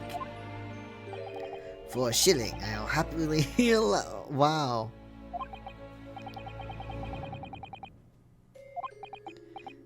So he charges people for the money. Yeah, good. I'm glad we cleared that up, Sholmes. Good.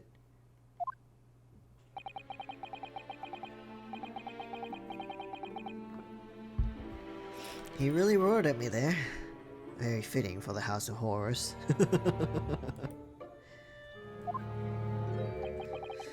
As it stands, I may struggle to pay this month's rent, and I have the ravenous Iris to consider. Oh, Hurley, I'm so hungry. If push comes to shove, I shall have to ask you to do your bit, Mr. Nadholdo. What's he threatening to rope me into now? So, with that in mind, how about a photograph? As a special treat, you may have your pick of the murderers and scoundrels in here. The choice is yours. No. Maybe some other time. Remember, Mr. Naruhodo, ignore me at your peril. Alright.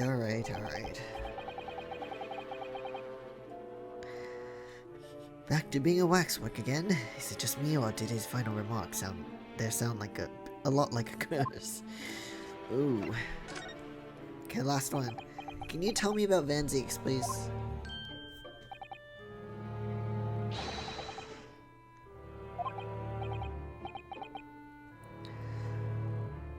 Okay. Actually, it's about Lord Van Zeeks. He was fine. I mean, he wasn't hurt. So I filled Mr. Sholmes in about everything I'd learned. About Lord Van Zeeks, about Professor Harebrain, and about the strange coincidence that they had been at university together.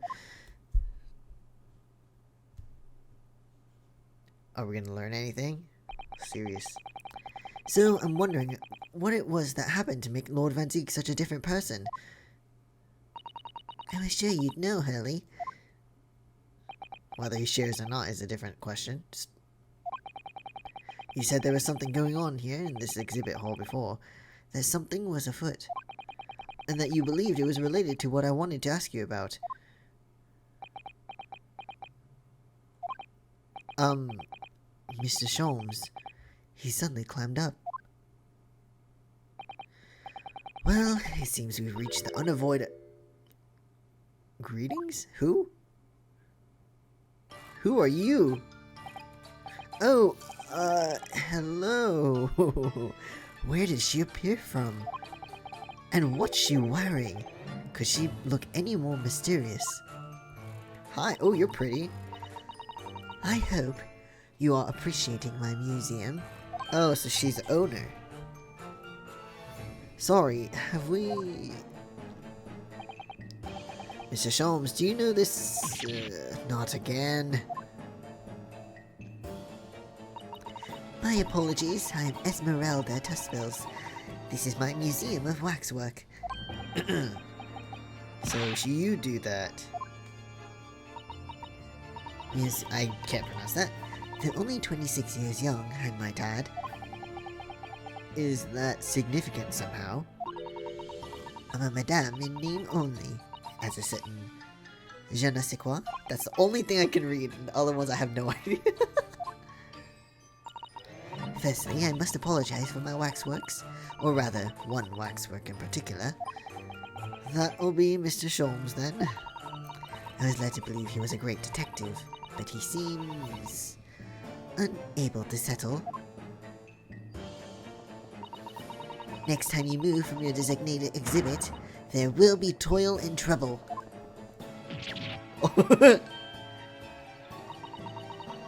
She sounds deadly sick. Oh, jeez. That's a problem. How am I supposed to ask Mr. Sholmes about Lord Van Zeeks now? Let's not forget what Hurley said before. About something being afoot. Right here in the museum, I mean. Yes, I know, but... I'm so curious. I want to know what's happening here. Haven't we got enough on our plate already? This is a very long investigation segment.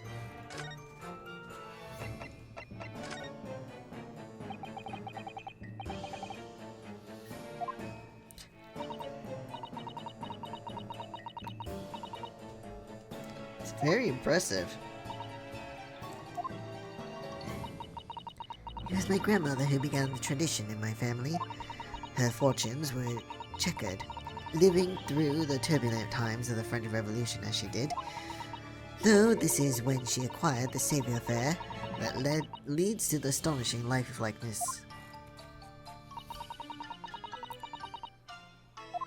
They are very well made. They look more alive than Hurley, holy shit.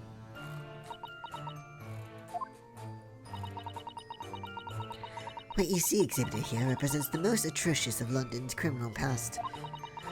All the waxworks were created in the presence of the real people on which they were modeled. In the hours immediately following their executions. That is the secret to the extraordinary lifelikeness. That's creepy.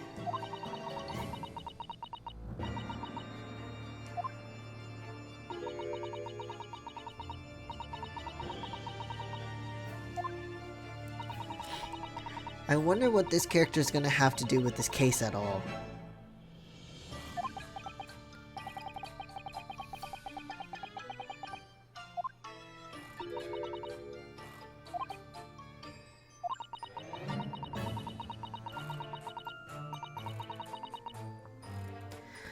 Okay, so we get to explore a bit. Models of famous singers, actors, politicians. Okay. It was Iris who dragged me straight in here, come to think of it. Sorry, perhaps I should have eased you into things. But the great... Why don't you just make a wax figure of Sholmes then? What's the situation with, that? My temporary waxwork model. He approached me some days ago, you see, with a business proposal.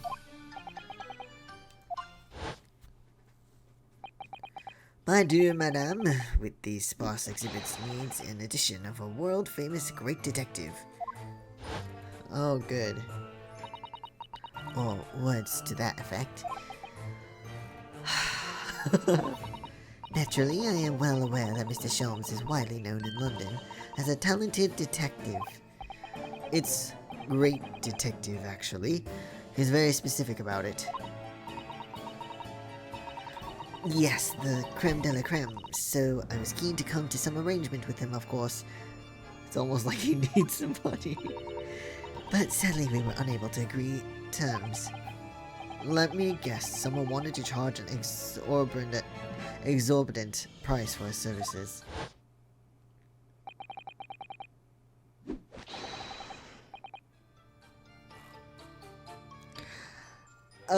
No, don't do that. That's... no. Wow, okay.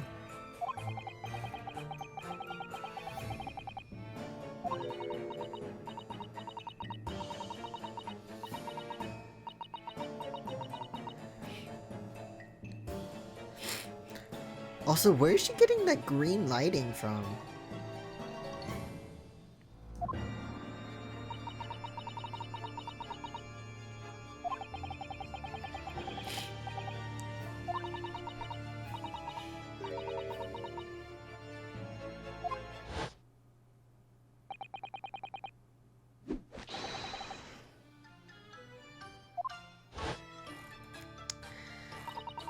Ah, okay, Sholmes, good job.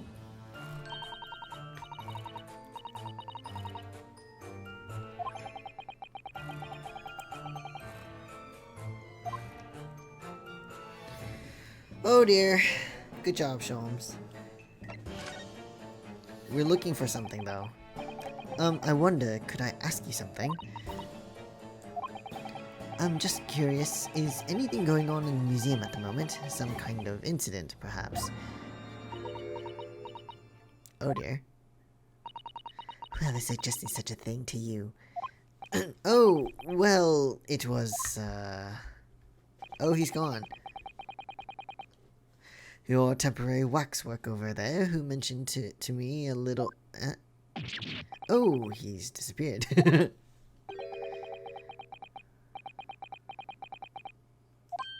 What? There you are. Leaving the exhibit again when you should be working. Do you wish to be melted down? My dear Madame Tuspel, save your reprimands. There are more pressing concerns. The wax can wait. It's our ideas about your current problem we must throw into the melting pot instead. Personally, I would advise you not to involve the police. Why ever not? She turned as white as a sheet. What happened?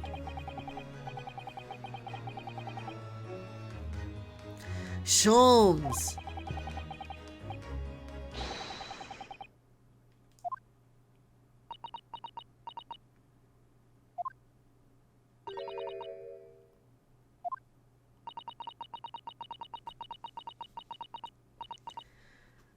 Don't pay him in advance.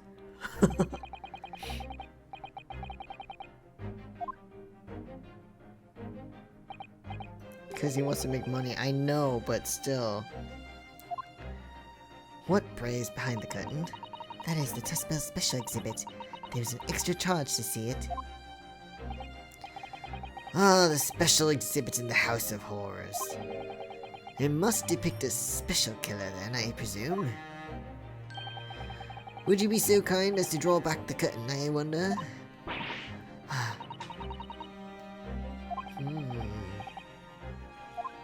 I mean, there's an arm stuck out. Whether it's real or wax, I don't know.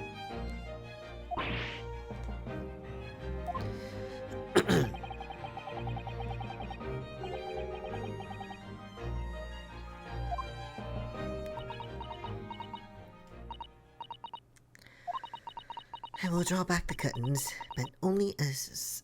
I'm guessing that's second or something. I don't know. Let me see. 139. Good job, Sholmes. Hold on. There's a gravestone.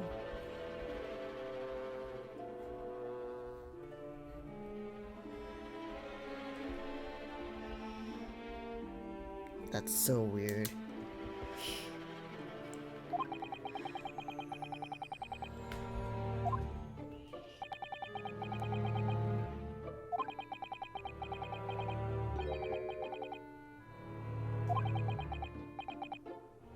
But what's with the hand?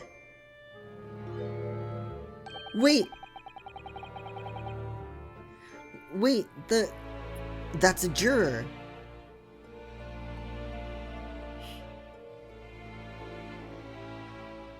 He was a juror, right? God, what?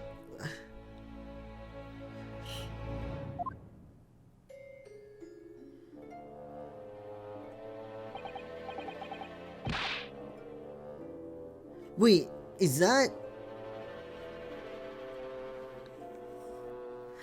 I feel like he was a juror on the McGilded case.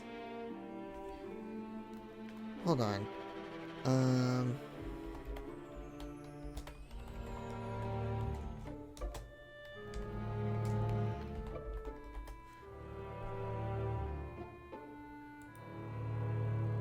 Maybe I'm wrong.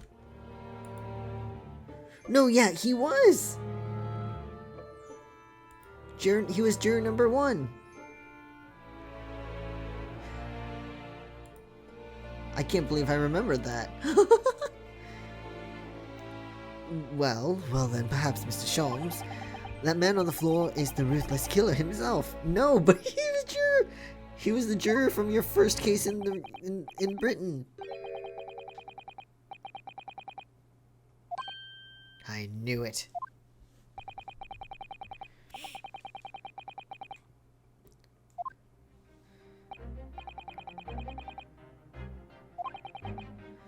Okay, before we continue this, can we check his pulse to see if he's alive, please?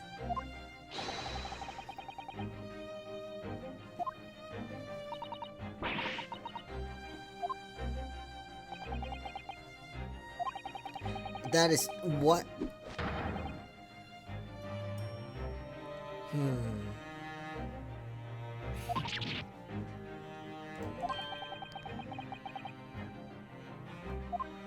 Please, yeah, please, check his pulse. So, Madame Tuspels, as you agreed to my fee, you shall now have the pleasure of seeing this famously great detective and temporary exhibit at work. Oh, the great deduction starts. Waxworks, Fate. To begin with, we must ask ourselves what exactly is afoot in this museum. He's still posed. The answer is revealed by the bundle of banknotes protruding so helpfully from your bag. In my estimation, some 200 pounds. That is all my own money. So what does this large sum of money reveal? Ah, not as much as the involuntary glance you cast, it would seem, Madame Tuspils. Yes, the answer lies where your eyes fall now. No, I think it's the guy.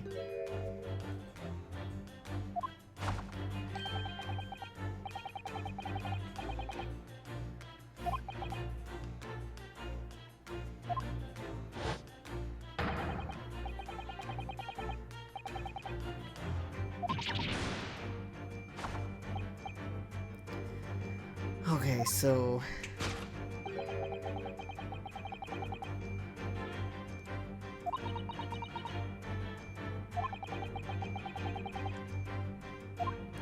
severe shock. So he's not dead.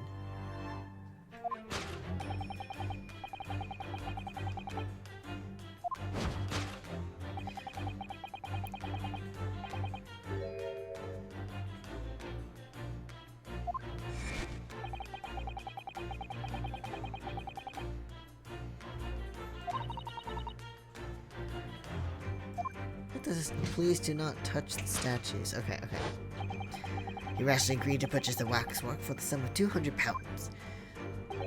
Only when he came to hand the money over did it occur to him what an extortionate amount he was paying. But the money was no longer in his hands. And the result, the scene we see before us, he collapsed in shock. I don't think he... No.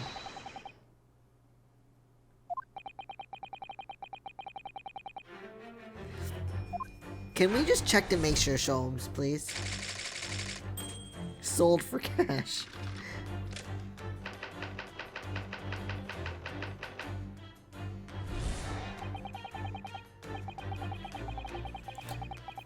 The question that arises then is what has become of the waxwork that changed hands? Let us consider that problem for a moment. You cannot possibly... What immediately strikes me about this conundrum is the young man standing over there. Who is this fellow? To find the answer, we need only observe his neckerchief. What if he's not a statue?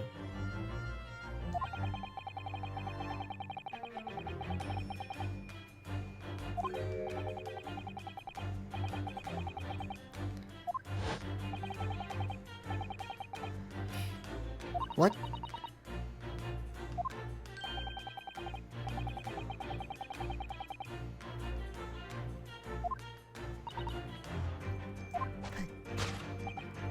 Next, we turn our attention to the old man sat before him with the particularly unsightly visage. I've been watching closely, and he hasn't moved a muscle, almost in fact, as if he were a waxwork.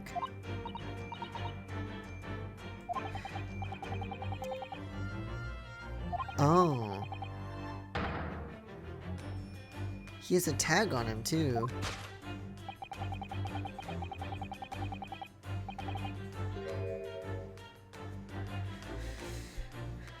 We gotta push past him just to check the pulses. I know. Stop the investigation. Just check the pulse.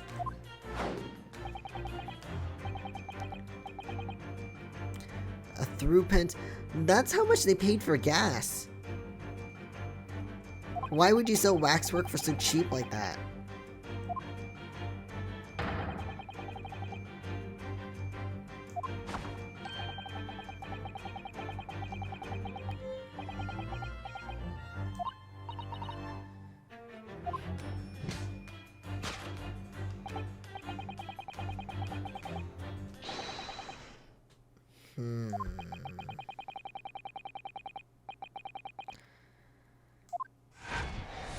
What?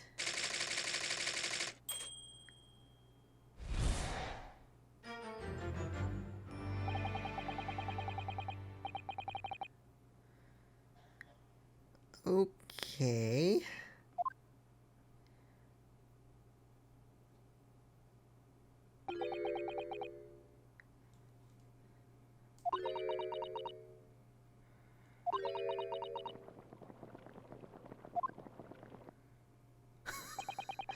Everyone's speechless. I see I've stunned you all to silence. You have, Hurley, you have. And you've obviously upset this young lady in the process. Her cauldron looks awfully hot.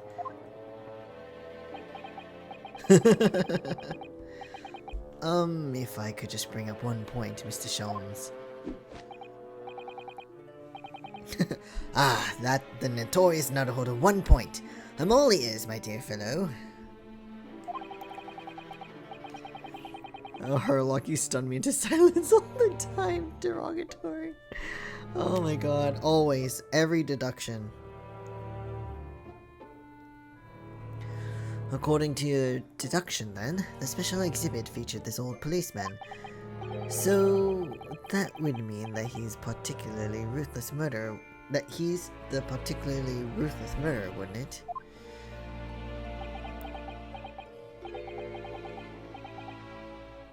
What the fuck? Sorry? It was a mysterious series of murders that rattled the capital only last year. The police rushed to the scene every time, only to find the culprit had disappeared into the ether.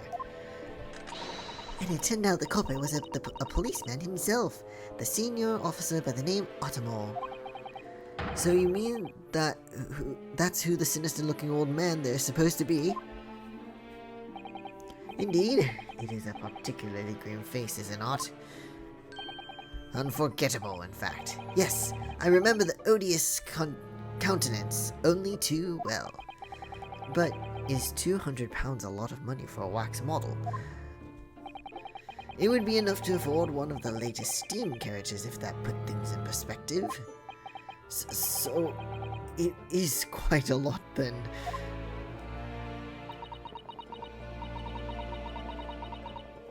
Is there anything else you wish to add? Before I melt you down. That bubbling wax is looking more and more ominous. Can we just read the plaque thing then? The description? The smell of all that molten wax is starting to worry me. Mr. Sholmes did more or less just accuse her to her face, so I think I might have to call on your assistant here, Iris, if that's alright, to make some minor corrections to the great detective's great deductions. Of course it's alright. We'll soon set things straight. Well, let's get started then, shall we? Before Madame Tussbells vents her anger.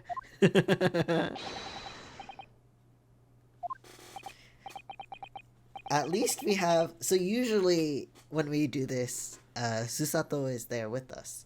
But with Susato, she's like, oh, great deduction that Mr. Sholmes messed up on purpose so we can fix it. And Iris is just like, Hurley, please. That was stupid. Let's fix this.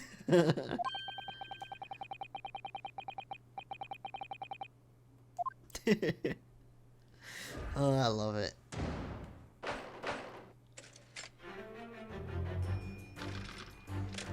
So we gotta fix this.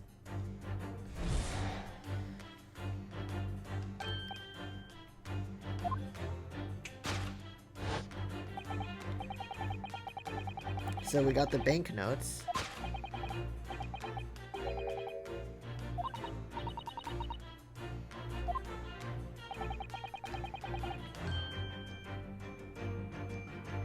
And she's looking to the right, so it reveals something. From what I remember about juror number 1, Mr. Juryman there, I'm pretty sure he's rich. But I don't remember what his occupation was. But I feel like it was mentioned.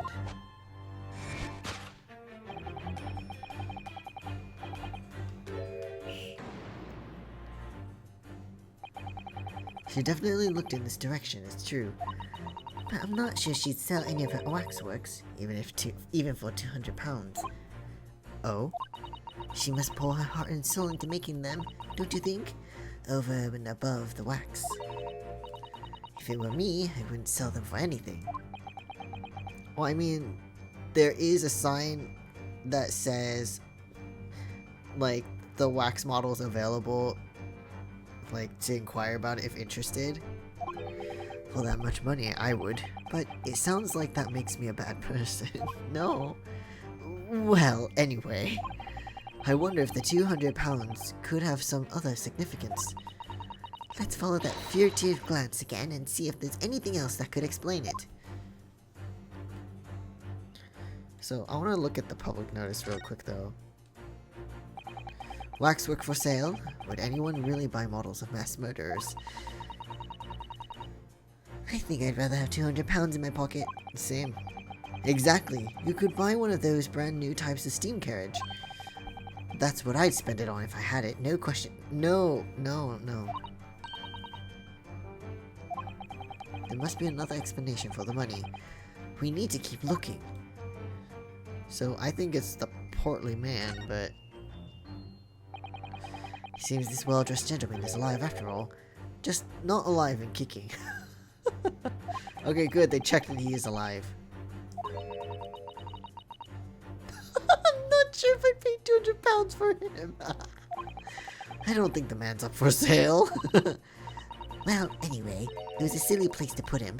Other museum visitors could easily trip. I don't think the man was put there on purpose either. Is there anything else?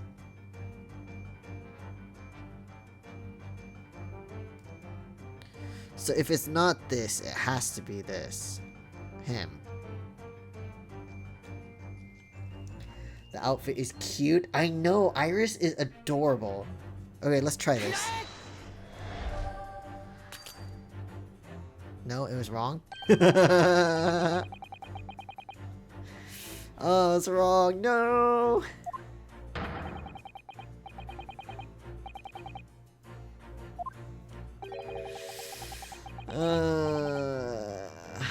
God damn it.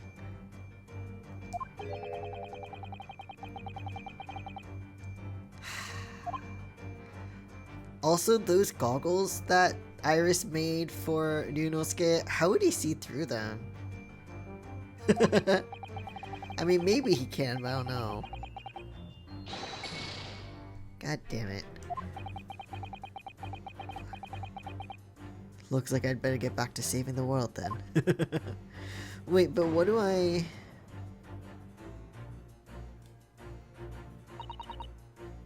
Judging by appearances, this man and the 200 pounds are no way related at all. Iris, tell us your secrets, I know. The poor man was just in the wrong place at the wrong time, it seems. But there's no doubt that Madame Tuspels did react to what Mr. Sholmes said. The way she automatically looked over this way must tell us something, I'm sure. Alright, then it's this way somewhere. Oh, here we go. I forgot I could move the camera like this. Oh yes, let's see. Dear Madame Tuspels, we've taken the prisoner from this room. The price for his safe return is 200 pounds. Oh, that's what the money's for. Have the money ready by noon on 23rd of October. What? This is... It's just like the sort of thing that's left behind when someone is kidnapped. A ransom? Yes, it's a ransom note. Exactly. So this. Here we go. Got it. Haha. Yes.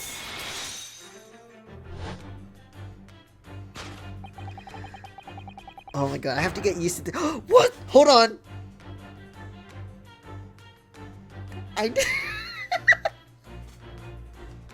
Wait, what the fuck? Hold on. I knew it was a new outfit, but there's a little mouse. I know the name of the mouse, but I didn't know it would be on this show. Wait, what? What is Chunosuke doing there? Oh my god. He's kind of floating though. Is he part of the outfit? Is he supposed to be there? What the fuck?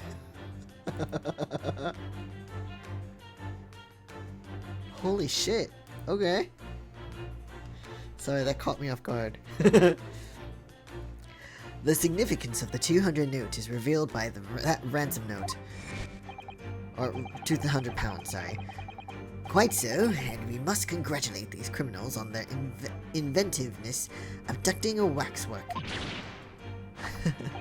200 pounds is no small ransom fee, yet you clearly intend to pay it. The model in question has special importance, so I put together all the money I have. In summary, then, the 200 pounds you have in your handbag is ransom money. Now, let us explore the next curiosity with which we are presented. Who is the portly gentleman stretched out so peacefully on the floor? Juror number 1 from case 3 in the first game.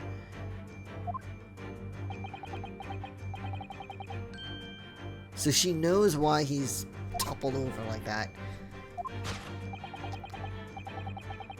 Unfortunately, madam, keeping secrets does not appear to be your forte. Alright, so why? I don't think it's the pounds. The 200. So if the waxwork was kidnapped, where does that leave us in terms of who the man is? We could just ask him when he comes around. I think the point of this exercise is to understand the beauty of the deduction process, Iris. Yes, you're right. Haley trying so hard, we mustn't let him down. Well, there's little doubt that he suffered a shock. That much is clear. But in that case, what's Madame Tuspel's trying to hide? Let's have a closer look around. So...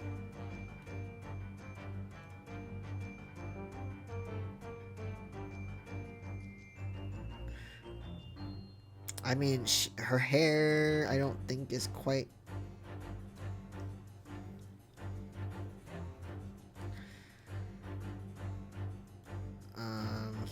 Well, I mean, we're able to examine it, so I'll look at it, but...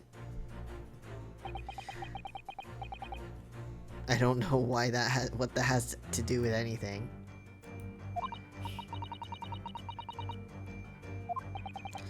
You know, it looks rather like a whip, don't you think? The sort of whip that could have floored the gentleman with a single crack. That seems a little far-fetched, even for you, Reno. That is a bit out of sorts.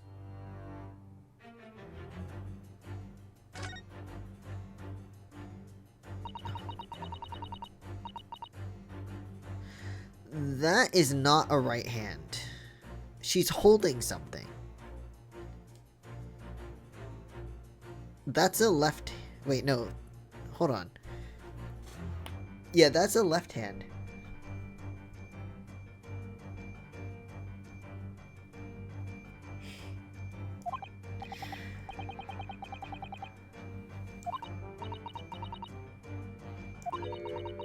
Yes, Iris, it is a left hand.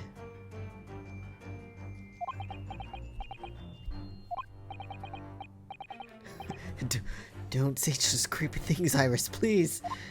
And it seems very stiff, too. In fact, it's really hard. You mean It's made of wax?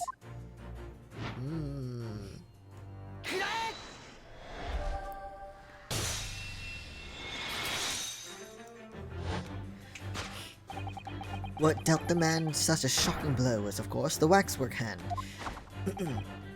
Indeed, with a solid waxwork limb, one could deliver a very substantial blow. How could you? I mean, we see it right there. The hand protruding from the bottom of your cape. It ought to be the right hand, but close inspection reveals that in fact, it's a left hand. Also, the color is not right. It's too dark.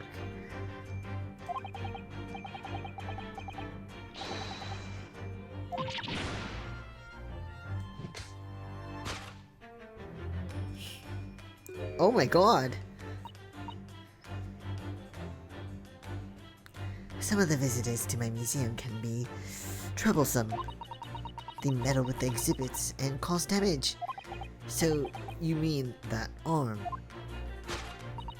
Yes, this gentleman saw fit to try to remove it as a souvenir. What a prick. Oh, no small keepsake. Like taking a whole branch of a cherry tree when you go to visit the blossoms. I am afraid I had to teach the man a lesson.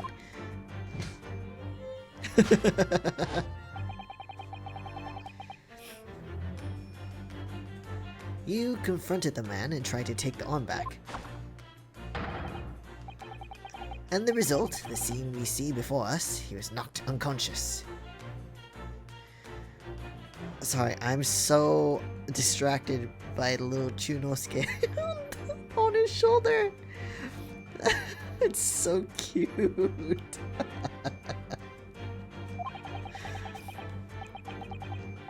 If I'd known he'd be there, I would have changed to this outfit sooner.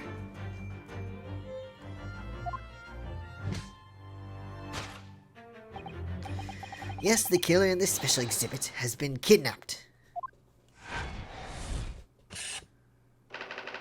So cute.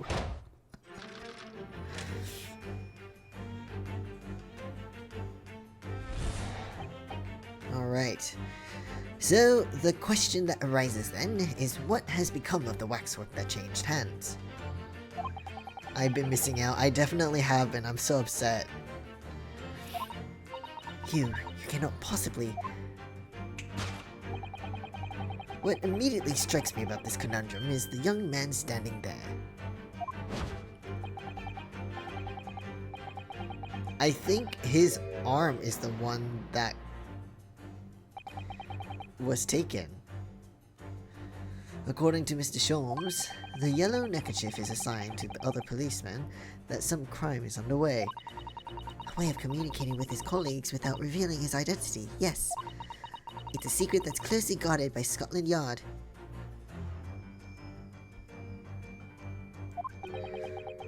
That Mr. Sholmes didn't hesitate to give away. I mean, it's Sholmes. I know it would be a bad idea, but it would be so funny if she beat the crap out of the man with the wax arm. I kind of wish that's what had happened. That would be the best thing. Like, not great, don't do that, but also please do that. Anyway, judging from Madame Tuspel's reaction to Mr. Sholmes' deduction, I think perhaps we might not have identified the man quite correctly. No, I think he's the one missing an arm. There we go. What the? The man has a stub sticking out of his shoulder from where his arm should be, Because he's a wax figure. A wax statue, whatever.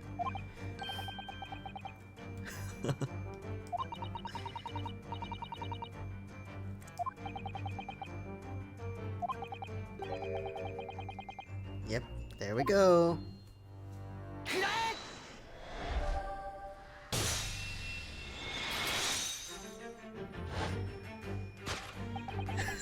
Nice. Every time. Who is this fellow? To find the answer, we need only observe his shoulder stub. No such boneless human walks this earth. Of that I can assure you. In other words, the man standing here, the young Sergeant John Clay, is in fact, defying all odds, a waxwork model. Alright, Sholmes. I seem to remember it was you who concluded he was a real person in the first place, Mr. Sholmes. He's like, shut up. Oh my god.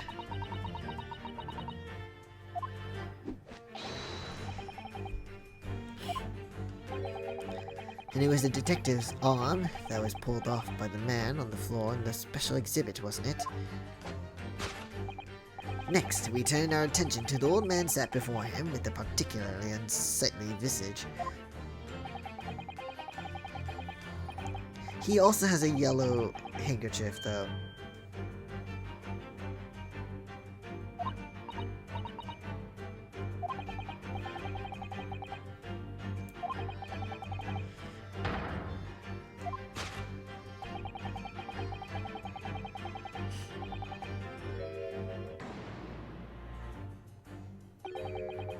killer policeman called Ottermore, was it?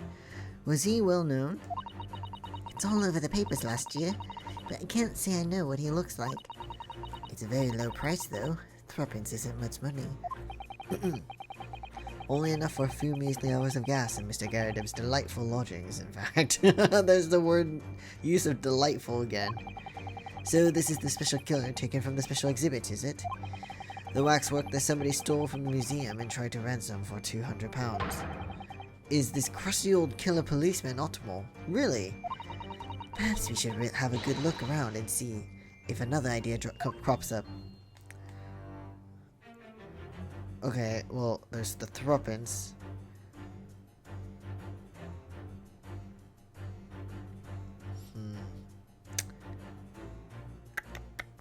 I'm pretty sure that's not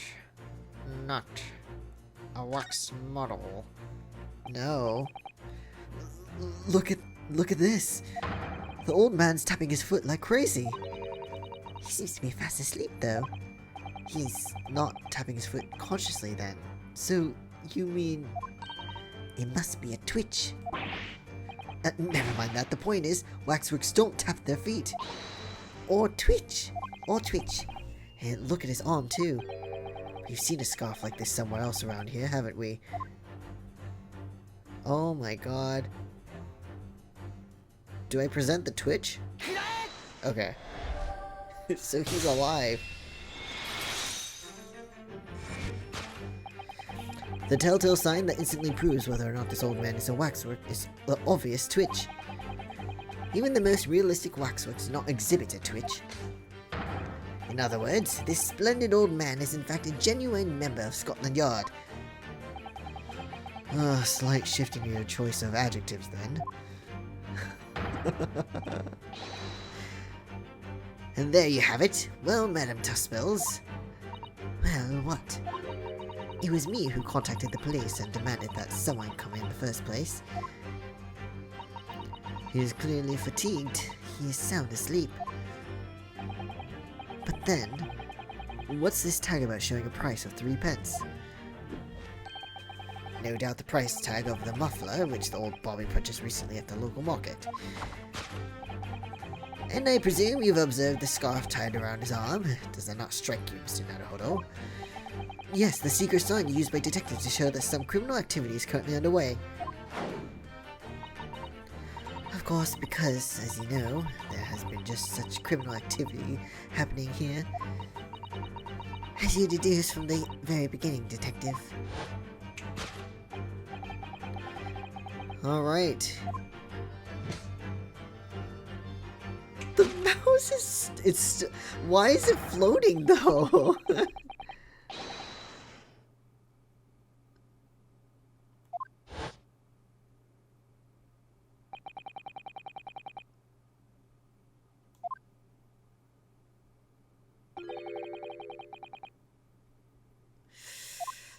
Huh. Okay, but what's with the guy? I mean, he was shocked by the arm, but...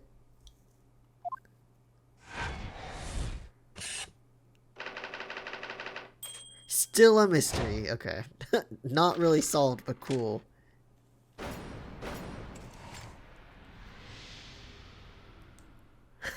Okay.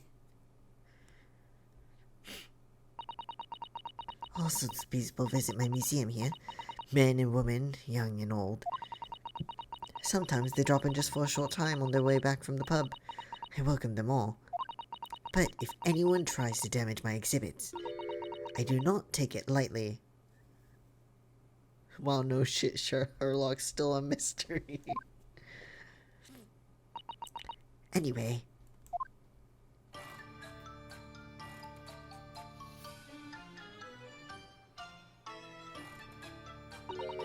Your great deduction was even more enchanting than I had been led to believe.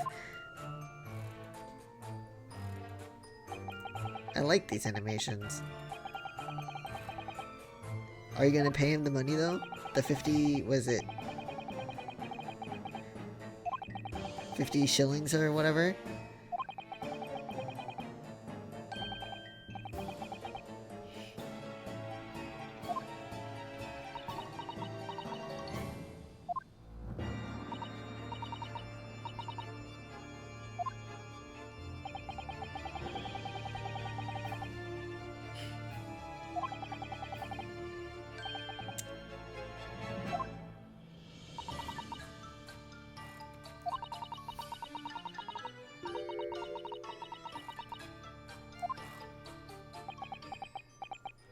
Is he gonna do it? I knew I knew it! I knew it!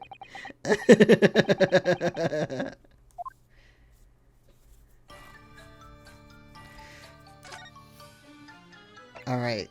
Tell us about the stolen waxwork. Tell us more about the stolen waxwork, please. It was some days ago now, when I came in here one morning. I immediately noticed that the waxwork was missing from the special exhibit here. Oh, Iris, you're so cute.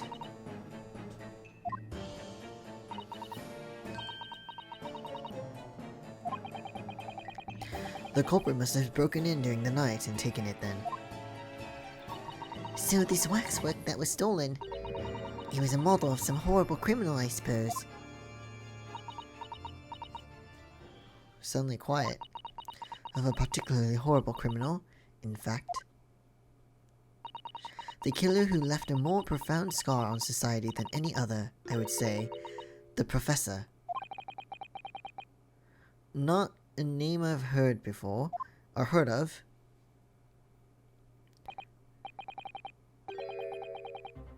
The Professor.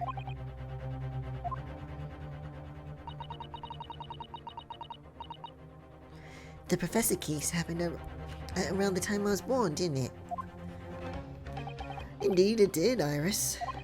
10 years ago, a series of murders that rocked the capital. 10 years ago? 10 years ago, I was 18, 19. Yes, at exactly the time that Barak Van Zieks graduated from university, in fact. Please tell us more. What? Surely he's not saying. So the big event that changed Mr. Reaper's life.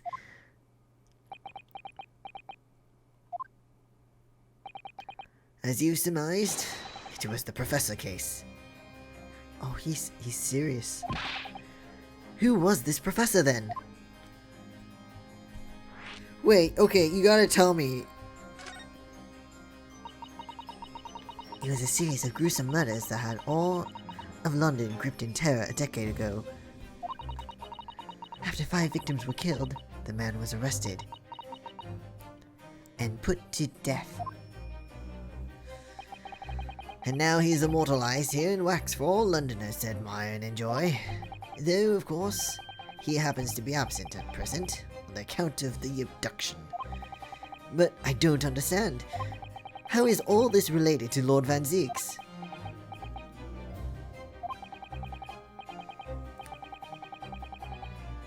Wait. It was due to the victims he chose, some of Whitehall's finest. Wait.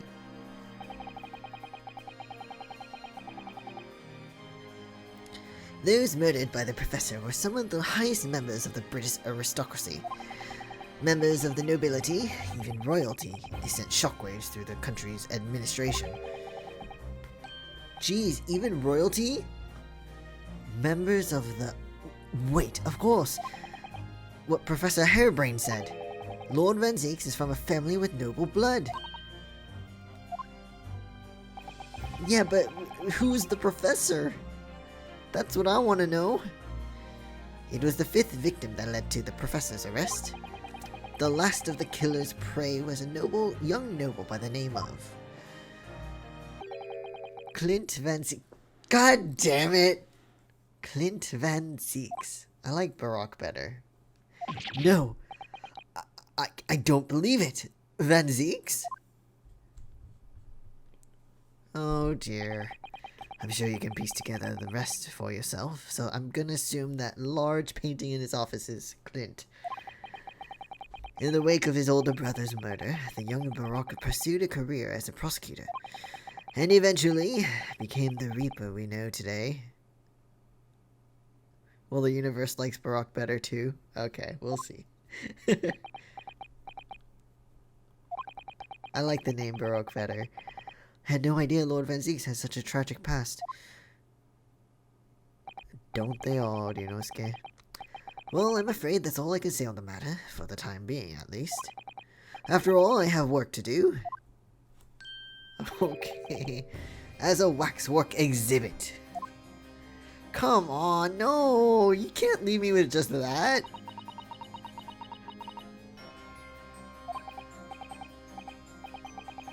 The man screams tragic backstory. I know. Definitely.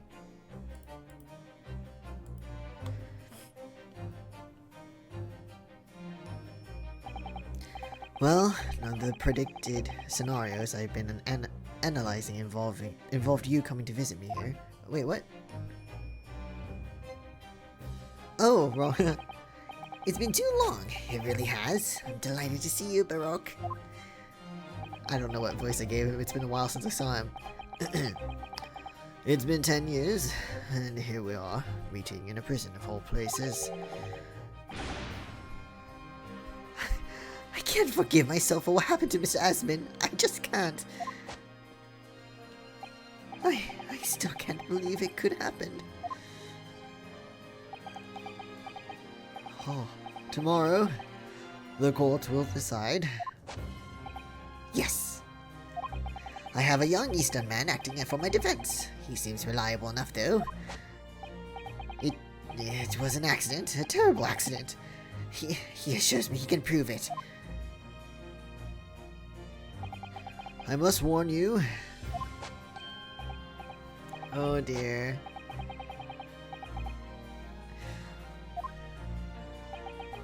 Yes.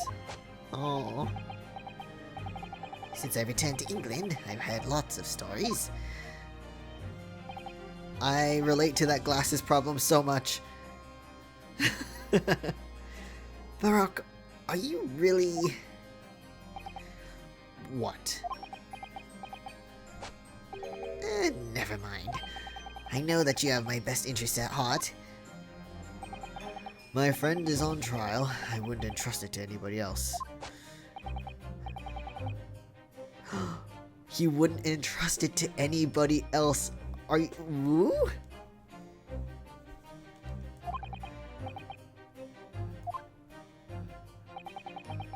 Until tomorrow then, I'll see you in court. Wouldn't trust it to anybody else. What are you talking about?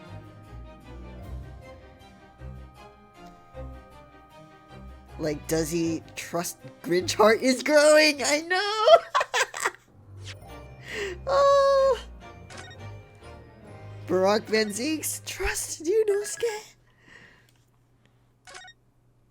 He's like, I'm guessing he had a bad example of a Japanese man. It was like, it was mentioned earlier, I remember.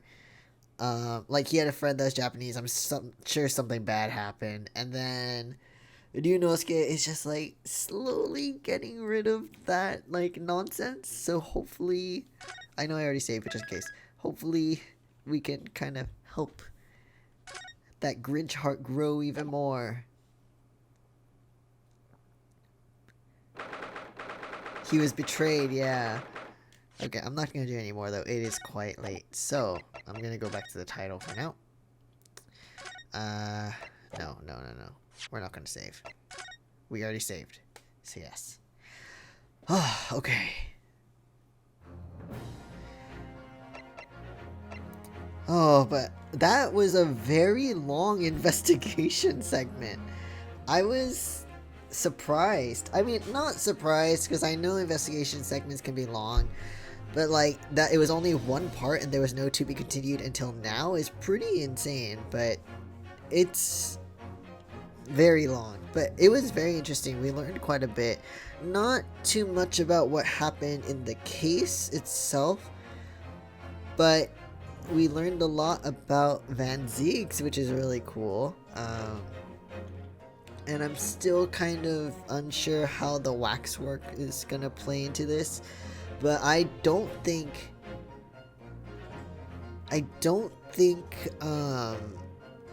they would add that waxwork stuff if it wasn't important. So I wonder how that's going to play into this case. Aside from the link, I do think this case avoids the third case slump issue. Yeah, no, this so far, despite it being long, I haven't really been uninterested in anything so far. I'm actually really enjoying it, so I can't wait to see what happens next when we hit the trial the next time I play this. But yeah, that being said, it is 10:21 and I am about done, and my throat is kind of like hating me right now. So, but yeah. Thanks so much for stopping by, guys. I really appreciate it. Hope everyone has a good rest of the day, night, evening, whatever time it is. Stay safe. Hope everyone stays healthy, and yeah, hope I will see you guys again soon. Yeah, thanks a bunch, guys. Good night. Bye.